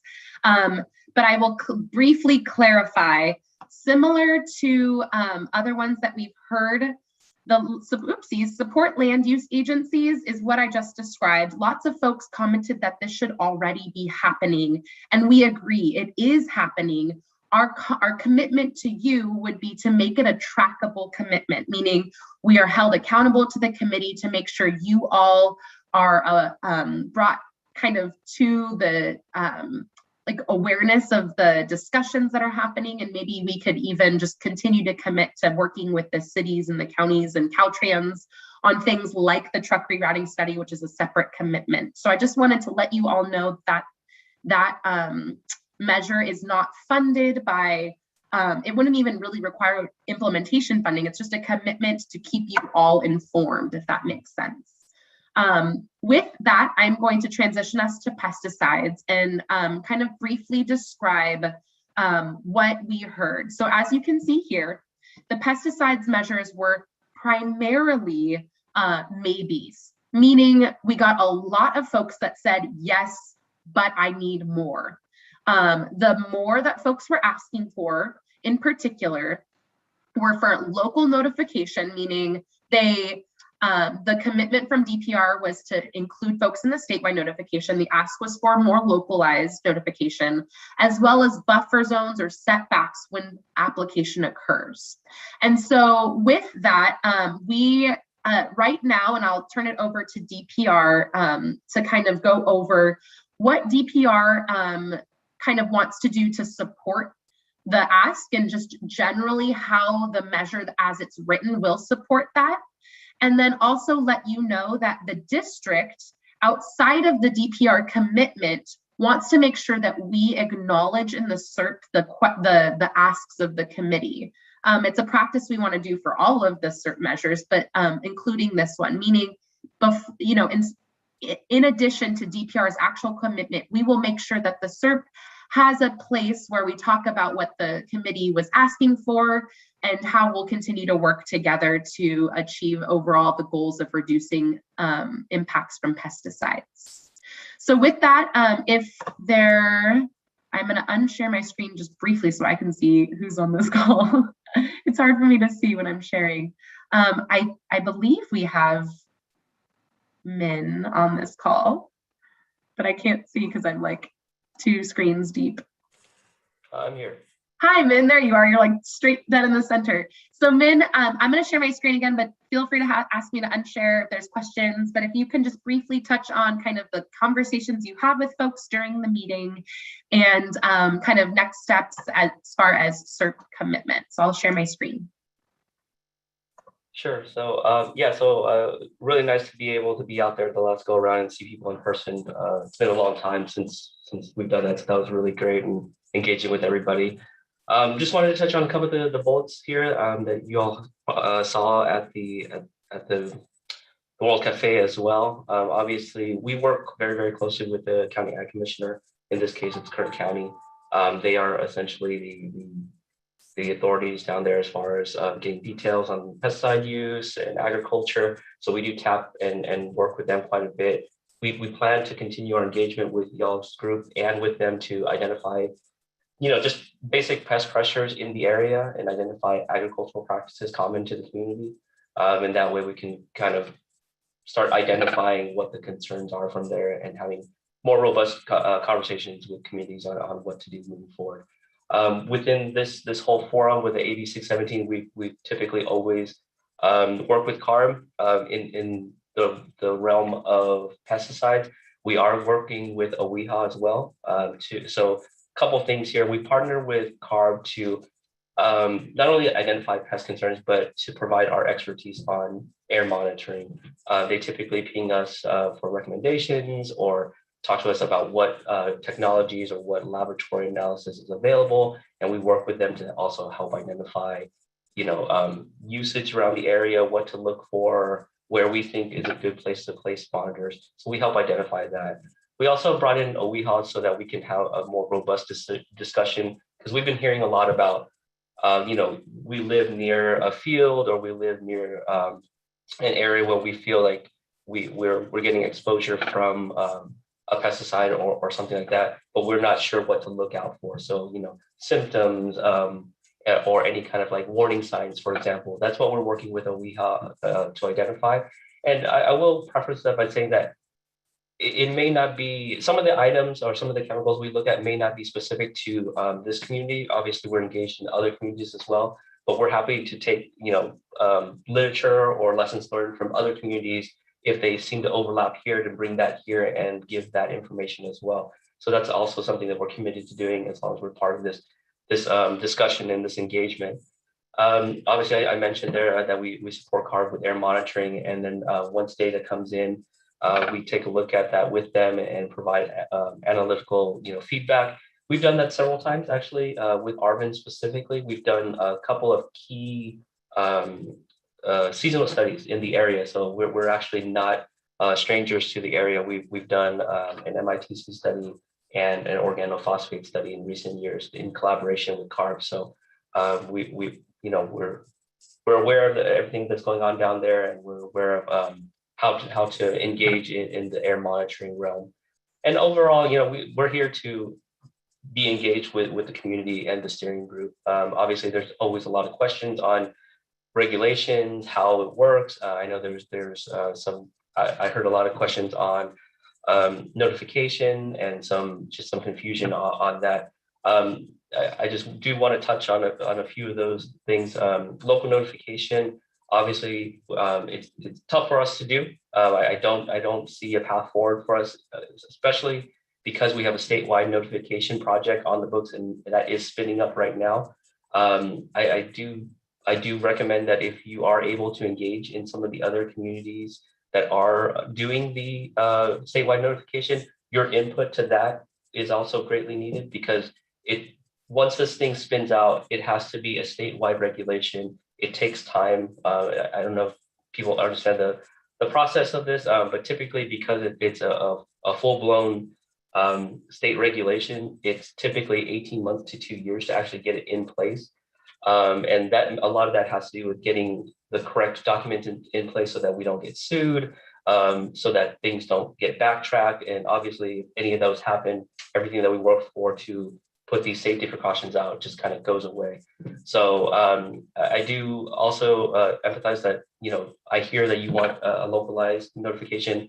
Obviously, because we can't give you that here, we're trying to give the state, we're trying to support the state as a whole. I think the conversation with the local notification would actually, if I had to pull funds from the other thing, which I have no power to do, so it's not an option, but it would kind of slow up everything that the statewide notification is doing. And you know, we want to be able to get that out as fast as possible, so it not only protects the residents here, but throughout the state. Some of the other things I was there was mentioned was, what is it? Sorry, I've lost track. Buffers, I believe. Is that right, Jess? Like the Yes, buffers, yeah. buffers and kind of mitigation of impacts to residents. Yeah, and again, we cannot just arbitrarily do like I guess like a restriction. Like I can't like neither us nor Kern County can just go out and tell somebody, hey, you have to put these buffer zones in. A lot of that is either ran by federal and state regulation. So for us to implement any type of buffer zone, it would be, again, that 2-year process. We actually have, my team specifically does the science and the modeling behind it. So we would have to have all that stand up to scrutiny and to ensure that it's workable and doable. And it's protective, obviously. We can, I mean, that's the bottom line. So I think with that, we potentially may be able to have additional conversations. I think we may have to think outside the box a little bit on that and kind of think of better ways or quicker ways to get things into place that essentially serve in the place of a buffer zone. Obviously, you can get a buffer between a field and a school by, putting in vegetation barrier or something along that line, or like, there's other conversations that can be had about that. It's a little bit premature to have that because it's going to take a lot of cooperation between a lot of people. But I think that's where my team is at right now. We're trying to look at, all right, we know that if we were to do a regulation, it's going to take 2 years at a minimum. And that's not going to serve anything in the next community. I think you guys want something in place that not only is there quickly, but you can see it and it's tangible. So I think that's my team. I've tasked them to kind of take a look back to see if there's other ways that we can approach the buffer question. And some of the other things that we may want to talk about with this group as well is, what is it that you want buffers to? Because buffers is a large, it could be for many, many different things. So I think having this conversation with this community and understanding the pressures that you guys are experiencing and kind of the concerns, I think from there we can kind of start, taking it from this high level where like we were not sure where to go to something a little bit more concise and tangible that we can start attacking. So that's really it. And I think, Jess, I guess I'll open up to questions, right? Yeah, and I was just going to add, I think it sounds like then what you just said is you talked about how buffers in at least the setback sense maybe isn't doable in a short time period, but there are opportunities for other things that help mitigate. Is that something we could maybe in the next, iteration of a draft in the next several weeks, we could put something like that to this commitment from DPR, or maybe just a promise to continue to work with the committee? Obviously, you're at every committee meeting, and I know DPR is committed to being here. Just something that we can use to keep track of the kind of it sounds like a lot of great research on how to mitigate from DPR. Yeah, and I'm willing to, as I said, I charged my team with this to kind of take a look outside the box and see what other things we can tap into. There's a lot of great resources across the board, and maybe something like that works in this community where, you're getting the same effect as getting a setback or a buffer zone, but we're attacking it in a different manner. That way, it's, whether it's incentivized or not, it's something that is quicker and more tangible. And yeah, we can talk a little bit more about what that means and what my team can produce. But like I said, it's a little premature just because there's so many moving parts when it comes to these things. And you guys know that dealing with multiple agencies, getting everybody into the room and having that discussion and kind of picking what we can do for specific communities is going to be it's going to be difficult. So, but we are committed to being here, and like many other steering communities, and we're here to have that discussion and essentially move forward with what we can do. So. Yeah, thank you, Ming. Jessica, I'm wondering if you can clarify the process, because what I'm hearing in this presentation or this discussion piece is your continued commitment to support, but not an explicit commitment for what was discussed for the CERT measure on Wednesday. So Emma has a question that says, the CSC has been very vocal of a local system or local of a local system. Is that still the case here? If so, we need to add it to the CERP. But what I heard you say, Jessica, is we need to make sure that what gets added to the CERP is what can be collaborated with from DPR. Otherwise, then we will fall short because you'll add something in the CERP that there won't be commitment to actually implement. So we'll actually fail at reaching that incentive or that measure. We are in working with DPR, especially given that this is like obviously one of our joint agency type measures. We'll put in the CERP what DPR and the Ag Commissioner can collectively agree on. So yes, I think is your question, Amy. Yes, that is this so far, but it sounds like Min is maybe going to work with his team to see about other opportunities that we can kind of keep open moving forward. But yes, the language here is what is going to be in the CERP, although I hear Emma, and our thought was from the district side is we definitely don't want to lose sight of what folks have been asking for. And that is a local notification and like setback buffer type work. And so what we want to acknowledge is in the intro and leading into this discussion so it can be captured is just acknowledge the discussions that we've been having, say, hey, this is what the folks have been asking for. There's so much work that's been done to get us to a notification system statewide that's being worked on now. This is what the commitment is from DPR to make sure that you are all informed and can be involved in that notification system. And this is what DPR wants to continue to do to bring forth concepts to mitigate impacts from pesticides, which is the goal of setbacks. And so those are the things that we want to introduce into the commitment or leading into the commitment. And then the DPR commitment will be there, which again lists the notification, statewide notification, monitoring and all of that. So I saw a bunch of hands go down and up. I think they may be I don't know if that was on my end, but it looks like they're all back up. So thank you, Amy, for helping me clarify. And yeah, Min, we'll take questions now and see kind of how we can help address people's concerns. I think Bianca was first. Yes, I have a question in regards to this notification. I noticed that Ming was mentioning it's not possible, the state is rolling out, but in reality, we don't know when the whole state notification is going to happen and how is it going to protect our community members. I know that there's pilots out there, but they're not what you call tangible for other communities, especially here in Kern County, that is full of agriculture.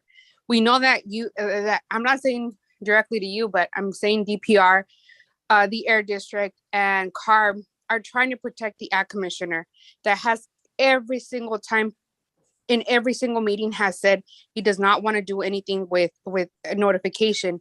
And I remember clearly when we started this whole process, Lorelei from the Air District did mention if the community wants any type of CERP, we're going to try to work it out as a county. And these are phrases that came out of Lorelei's mouth.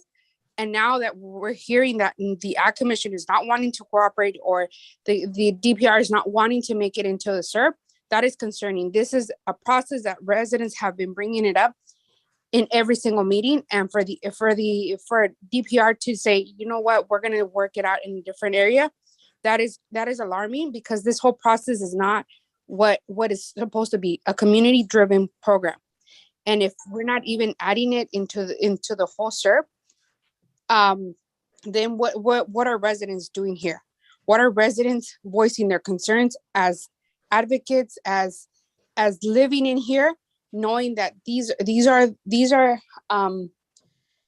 contaminants that are affecting their community, that are affecting their families, and not being addressed is alarming for this whole process. It's making this process as not a community-led project, and letting one individual at this moment not making this notification possible, or the buffer zones.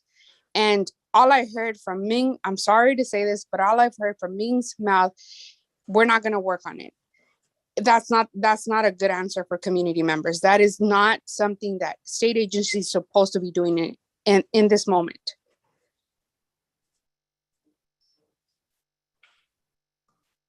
Well, I guess I from my perspective on that, and appreciate the comments, Bianca. I understand the passion and the frustration behind a lot of this, but I think I want to say that we are, as a state entity, have responsibilities for the entire state, and it's not a question of picking one community or another. It's about rolling out something for the greater good of all the residents. I think there is a benefit for your engagement, not only this community but all communities, with the pilots that we have in place, because the pilots are essentially what we are trying to answer of what are we looking for, what we want to do. Because the question is so broad and so big that we're trying to grasp the concept of what is a notification system. So with that, I think that's why we're soliciting the pilot, we're soliciting comments, and all that is driving the decision to do this. We have a commitment to put that statewide notification in 2 years. So it's going in place regardless. So I think it's a finite, and I think for all intents and purposes, that process would actually be faster than for me or Glenn to try to put in a localized system. Resources and all that stuff, a lot of it has already been allocated to the statewide. They got $10 million to do that project. That's not a small amount, and that serves to, work towards a usable system for everybody. So I think to say that it won't address concerns with Arvin, I think maybe premature, because I think it's also would be helpful for you guys to engage so that we know what the concerns are from Arvin. Like, what is it that you want in a notification? And by putting that into the ears of the people that are doing the pilot and seeing how we can start getting that up and running is very important to us. So I would advocate for, like I said in the beginning, I would advocate for everybody here who would like a notification system to put their input in for that, because I think that is where we can actually make progress happen. Like, and as Jess mentioned, like, we can sit here and I can say, commit this or that, but like, what's tangible in front of us is the statewide is going in place. And I would like that to serve for not only this community, but for many of the other AB 617 communities that we work for. I'm sorry to add this comment, but the statewide actually looked at Kern County's right now pilot notification, a grower to grower notification as a statewide. But now that they're starting to work on the pilots, it's nothing compared to what the Kern County grower to grower notification. That's what we want to hear in the area. And it's already in place. We already have a platform in place, and the Ag Commissioner can't deny that. Why is it that the Ag Commissioner is trying to protect growers, but not community members that have been asking for it for more than 2 years in Shafton? Now we're doing it in Arvin and Lamont, and yet the Ag Commissioner is the one that's holding everything back. This is something that is tangible. This is something that is happening right now, and we're not seeing it coming through. And especially for state agencies to deny all this information and all this advocacy that residents have been doing for these years is alarming, because we're looking for the state agencies to protect us, and they're not protecting us. And that is alarming for DPR, CARB, and the Air District not wanting to take this responsibility. This is a big challenge. This is a big industry that has been covering their backs for many years. Now residents are talking, and we're trying to get our voices to be heard, and having these kind of remarks are depressing the community's voices. And I just wanted to bring that comment in. I know we have lots of other comments, and I definitely want to hear from each and every one of you. I'll reiterate, although I understand it's not within the DPR commitment, but I will reiterate that we do plan to put in the SERP framing everything that you are all asking for so that it is documented, that our board sees it, that CARB sees the ask that's been there, and that as we work over the next 5 years with Min and his team who have promised, and Min, correct me if I'm wrong, and maybe we can even add direction here, you've promised to bring this committee up to speed on the ongoing development, including asking them exactly what they think a notification system could look like, what a notification system means to them, what protecting the health means to them. And in the meantime, knowing that in the SERP somewhere we've captured the ask from the committee, as we move forward over the next 5 years, continue to bring Min and his team to the table to bring forth these concerns and definitely make sure that it's part of the ask. So I think just knowing what, as you all know, especially those that have been involved, what different agencies are allowed to commit themselves and can and can't compel people to do, we also want to make sure that we capture all of the asks from you. So that's our commitment to you. And I just wanted to reiterate that. I don't know who else was in order, so I'll leave it to, I know Lorelai maybe was next and then Gustavo. I think Jose was first. Jose Curola was first, I believe. I'd like to hear what Lorelai is going to say first. Thank you. Thank you. Somehow my hand went up and down. I think that was something. Jessica's. So I think it's important that these comments and this request is captured in the CERT. I don't know what the real process is, but I think it's important that what they're asking for be captured here.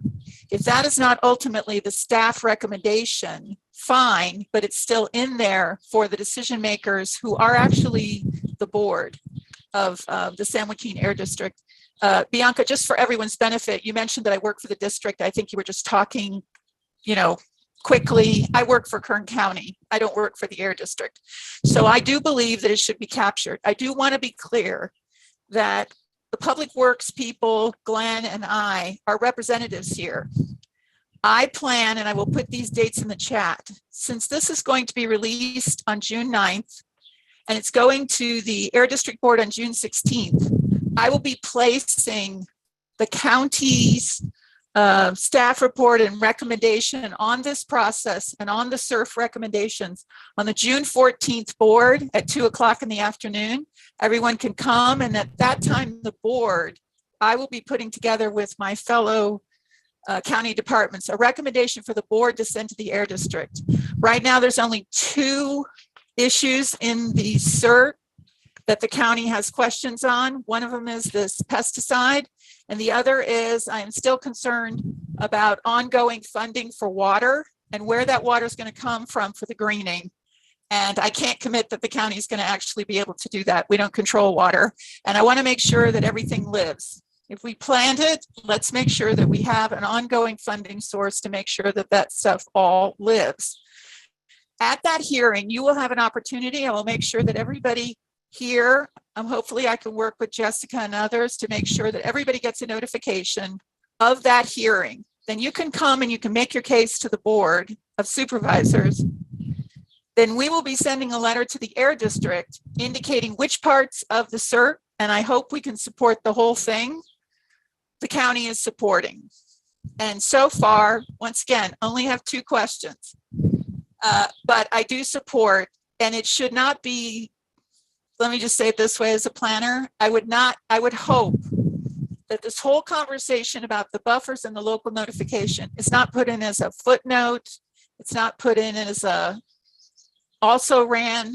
I think it should be clear, this condition about pesticides should clearly be put in as an either or maybe an add-on or something that the residents can then make their case, and they can then have the decision makers authentically weigh in on this.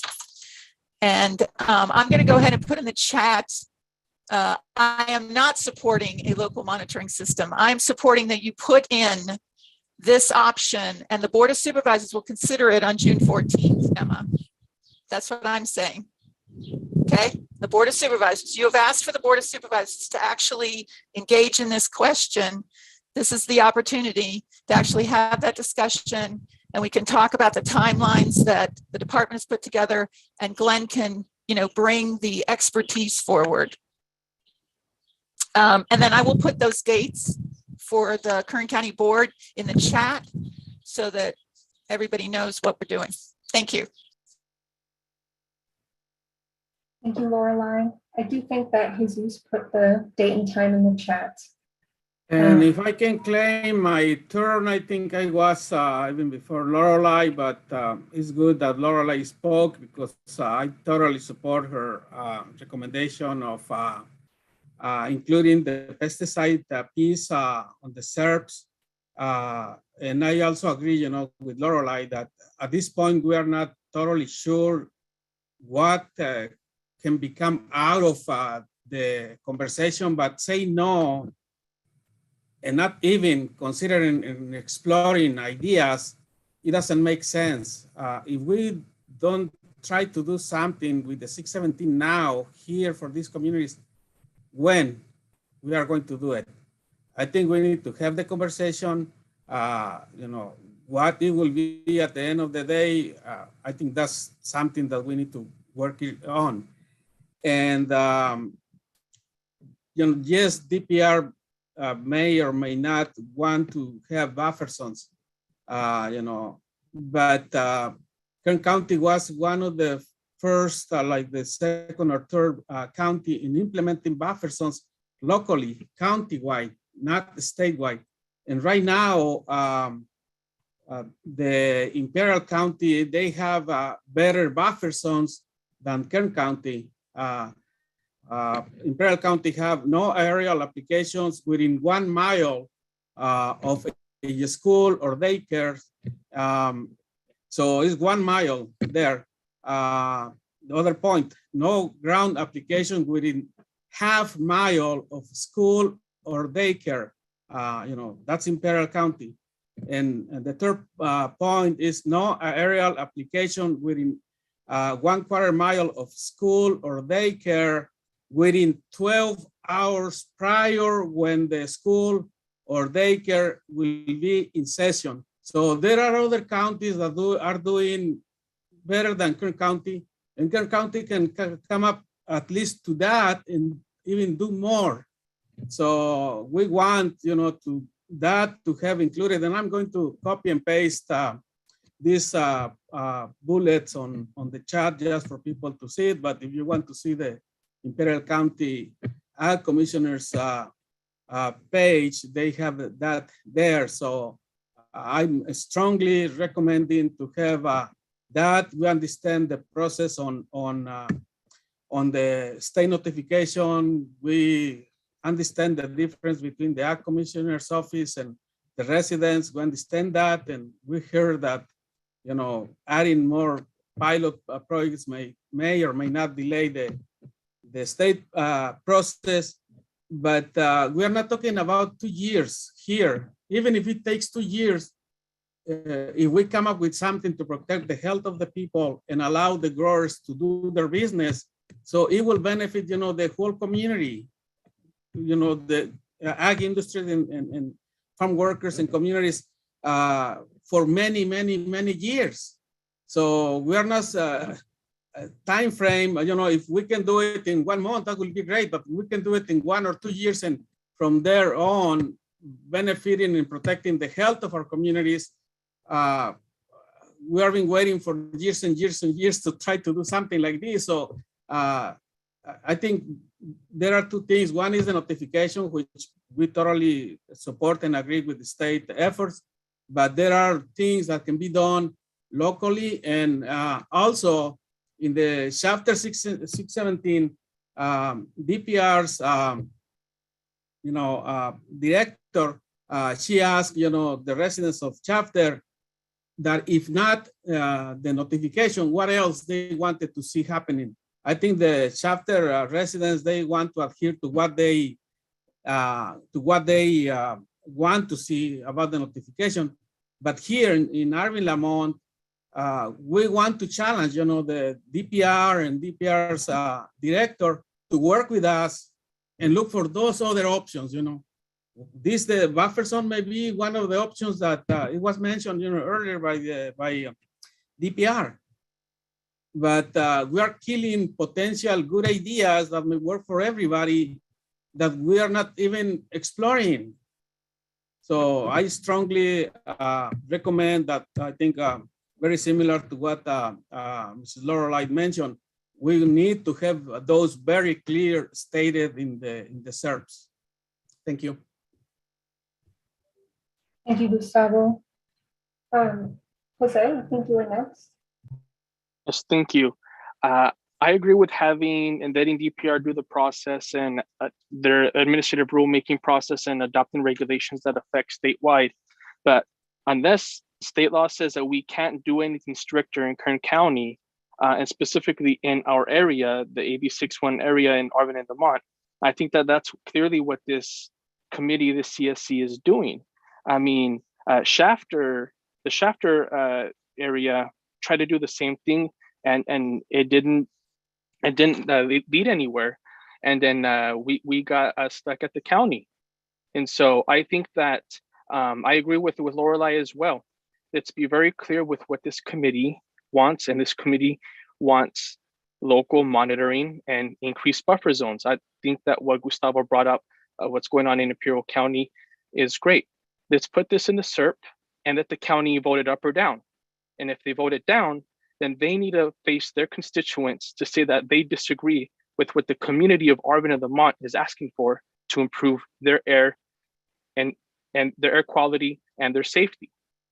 And so I think that we should go even further than what DPR is going to do. And I know that the Ag Commissioner was on the meeting. I'm not sure if he's still on here, but is there anything that's preventing from being even stricter than what the statewide DPR process is going to be? I know he mentioned that, well, let's go ahead and wait. Our communities cannot wait. This issue has been going on since the UFW was founded and Cesar Chavez and Dolores Huerta were out there marching. It's not about grapes or pesticides, it's about people and people's health. If the CSC and the AB 617 process is truly going to be grassroots and community driven, this must be included in the SERP. Thank you. Thank you, Jose. Mario, you did have your hand up, so I just want to go to you and make sure. Yeah, but the only thing I want to say to the people is that this survey is for our health, and we have to try to figure out to get these people to understand that we have to fix up this before it gets worse. That's all I want to say. Thank you. Thank you. I think that is it for the questions we have tonight. If there are any more, do feel free to put those in the chat, and we'll go back to Jess. Yes, what I will do is, knowing that it's 7, and I'll just summarize what I've heard and what our commitment is and the commitments I've heard from the other agencies. So I'll start with pesticides, and then I'll talk about the couple of others that we discussed tonight. So for pesticides, we know where DPR stands. We know what the current commitment is, which is to bring forth participation in the ongoing development of a statewide notification system. There's monitoring and technical support commitments as well.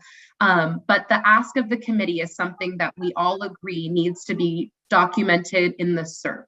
And then there was a suggestion by Lorelei, who works for Kern County Planning, to add within the SERP not only just acknowledging the ask, but placing in the SERP part of the measure that would ask the county to develop some sort of local notification system. And then it can be up to the county. And she placed some information in our chat, so you can see it there. I'm not going to read every single word, but essentially acknowledging that there is a meeting that is ahead of our SERP adoption, whereby the supervisors, so the folks in charge of running the county, in particular, all the different departments, including Lorelei's department and the Ag Commissioner's department, will then vote on and make a decision. So we will work within ourselves, we'll work with the co-leads and of course with the county on developing exactly what that measure looks like and share it with you all. So we owe you all kind of an updated version of what the pesticides measure will look like in the SERP. as well as some updated concepts for car sharing. There was some discussions about vouchers and not actually a new program, as well as we need to do a little bit more investigation as to where we stand with public fleets. I'm not certain that we landed somewhere. So what essentially will happen is after this meeting, there are still a few things that we have to follow up with you all on. We will send out an email with updated language, updated questions, and possibly an updated survey that will be very, very short. It will be about like the handful that we need to ask you about, including asking folks to support the new direction for pesticides once we kind of see what that new language looks like. But you have our commitment that the ask of the committee will be captured and it will be reflected in the SERP that this is what the committee asked for. Again, we're not going to commit other agencies to do things they're not comfortable with committing to, but to Lorelai's point, we'll see what the county can commit to through that process. There are a couple more measures that we didn't get to tonight that will be a part of that follow-up for you all. So I will make sure that when we send that follow-up, it has some of the questions that you all asked answered since we didn't get to them tonight. And with that, maybe I'll transition to the facilitation team to see if there were action items that we tracked that we want to address.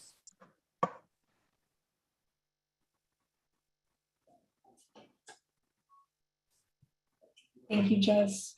So now we will move on to reading out the action items to continue the work towards transparency and accountability. So I will pass it off to Daniela.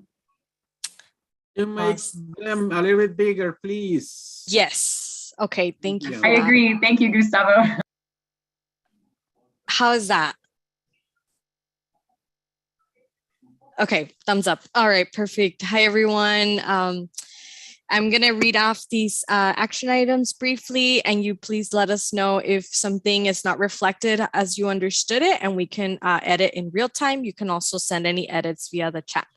So the first item was to, there was some discussion about the comments that the project, funds being leveraged. So the action item is to describe all of the funding the Air District is leveraging to see where AB 617 is helping enhance projects, if that's the case for any.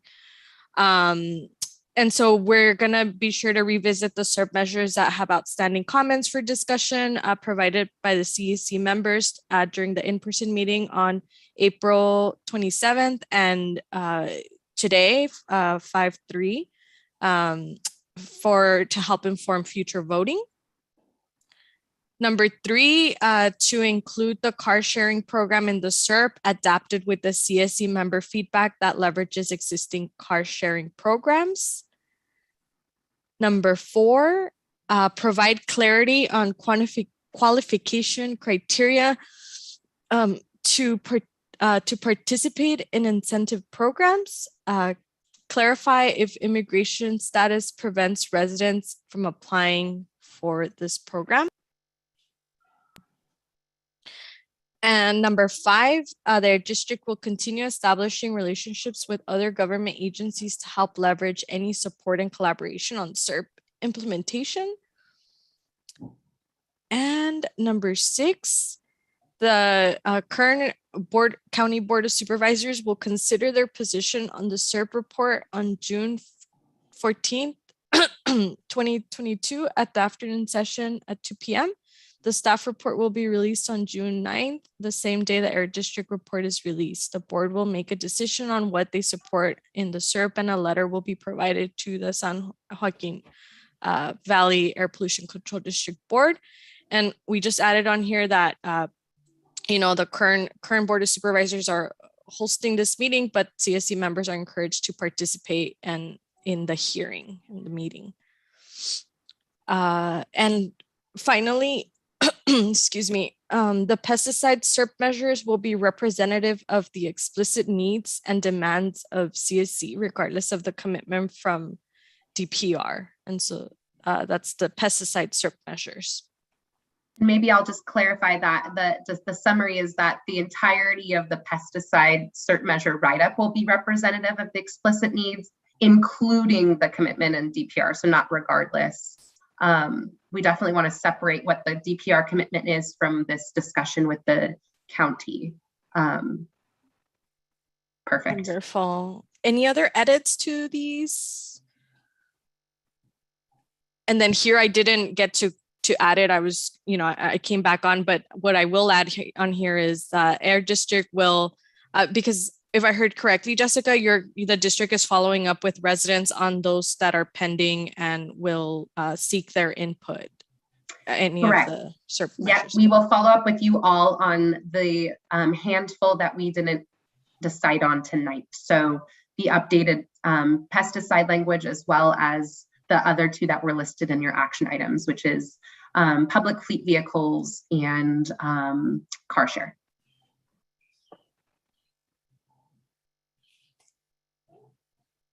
Okay, are there any other questions or additions to these action items? Just a quick comment. I think it's great, that the county supervisors are going to consider it, especially the pesticide piece. And our hope is that they will say, yes, let's keep this conversation. I don't think it will be like the final version for them to approve, but their blessing to continue the conversation. But even if they say no, I don't think the communities will stop there. So I don't think this statement is conditioned to the approval of the supervisors. I think our recommendation is to have that as SERP and continue exploring, the opportunities, the options. At this point, I understand that, it's nothing set on stone, but I think what we are asking is to keep the conversation, exploring potential good projects that will benefit the communities. And as I mentioned, the growers. Thank you. Thank you. Noted, Gustavo. I appreciate that. All right. Thanks, Liz, and thanks, Daniela. Thank you, everyone. So I'm just going to share my screen again. Okay. So we are going to start wrapping up the meeting now.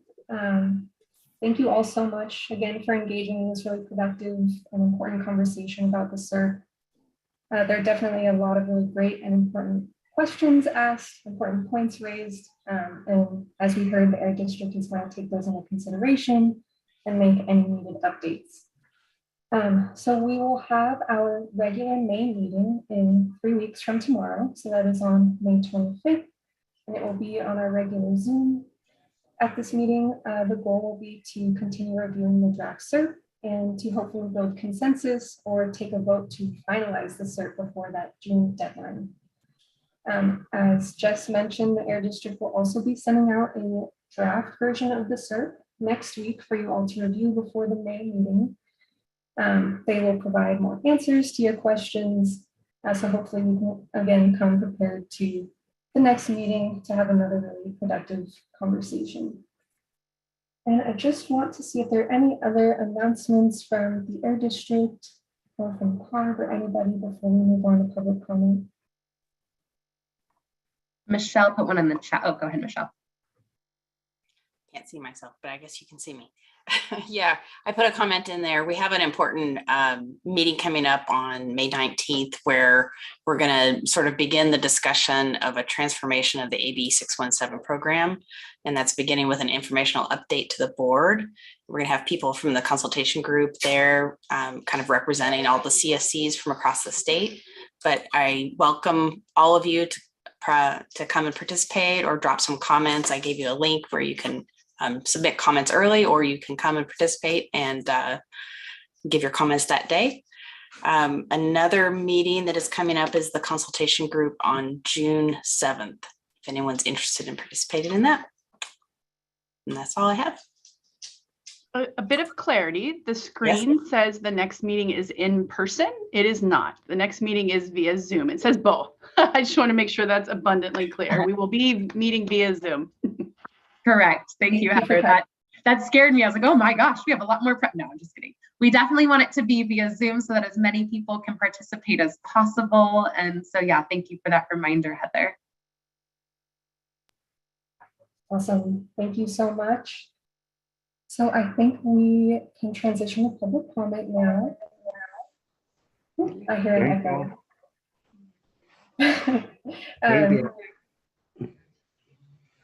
Okay, so as we wrap up the meeting, I just want to thank you all again for participating. We're really grateful for all the hard work that has been done, and it's really exciting to see all the progress that has been made. At this point, I'll just invite any members of the public who have attended this meeting to speak up and raise any comments.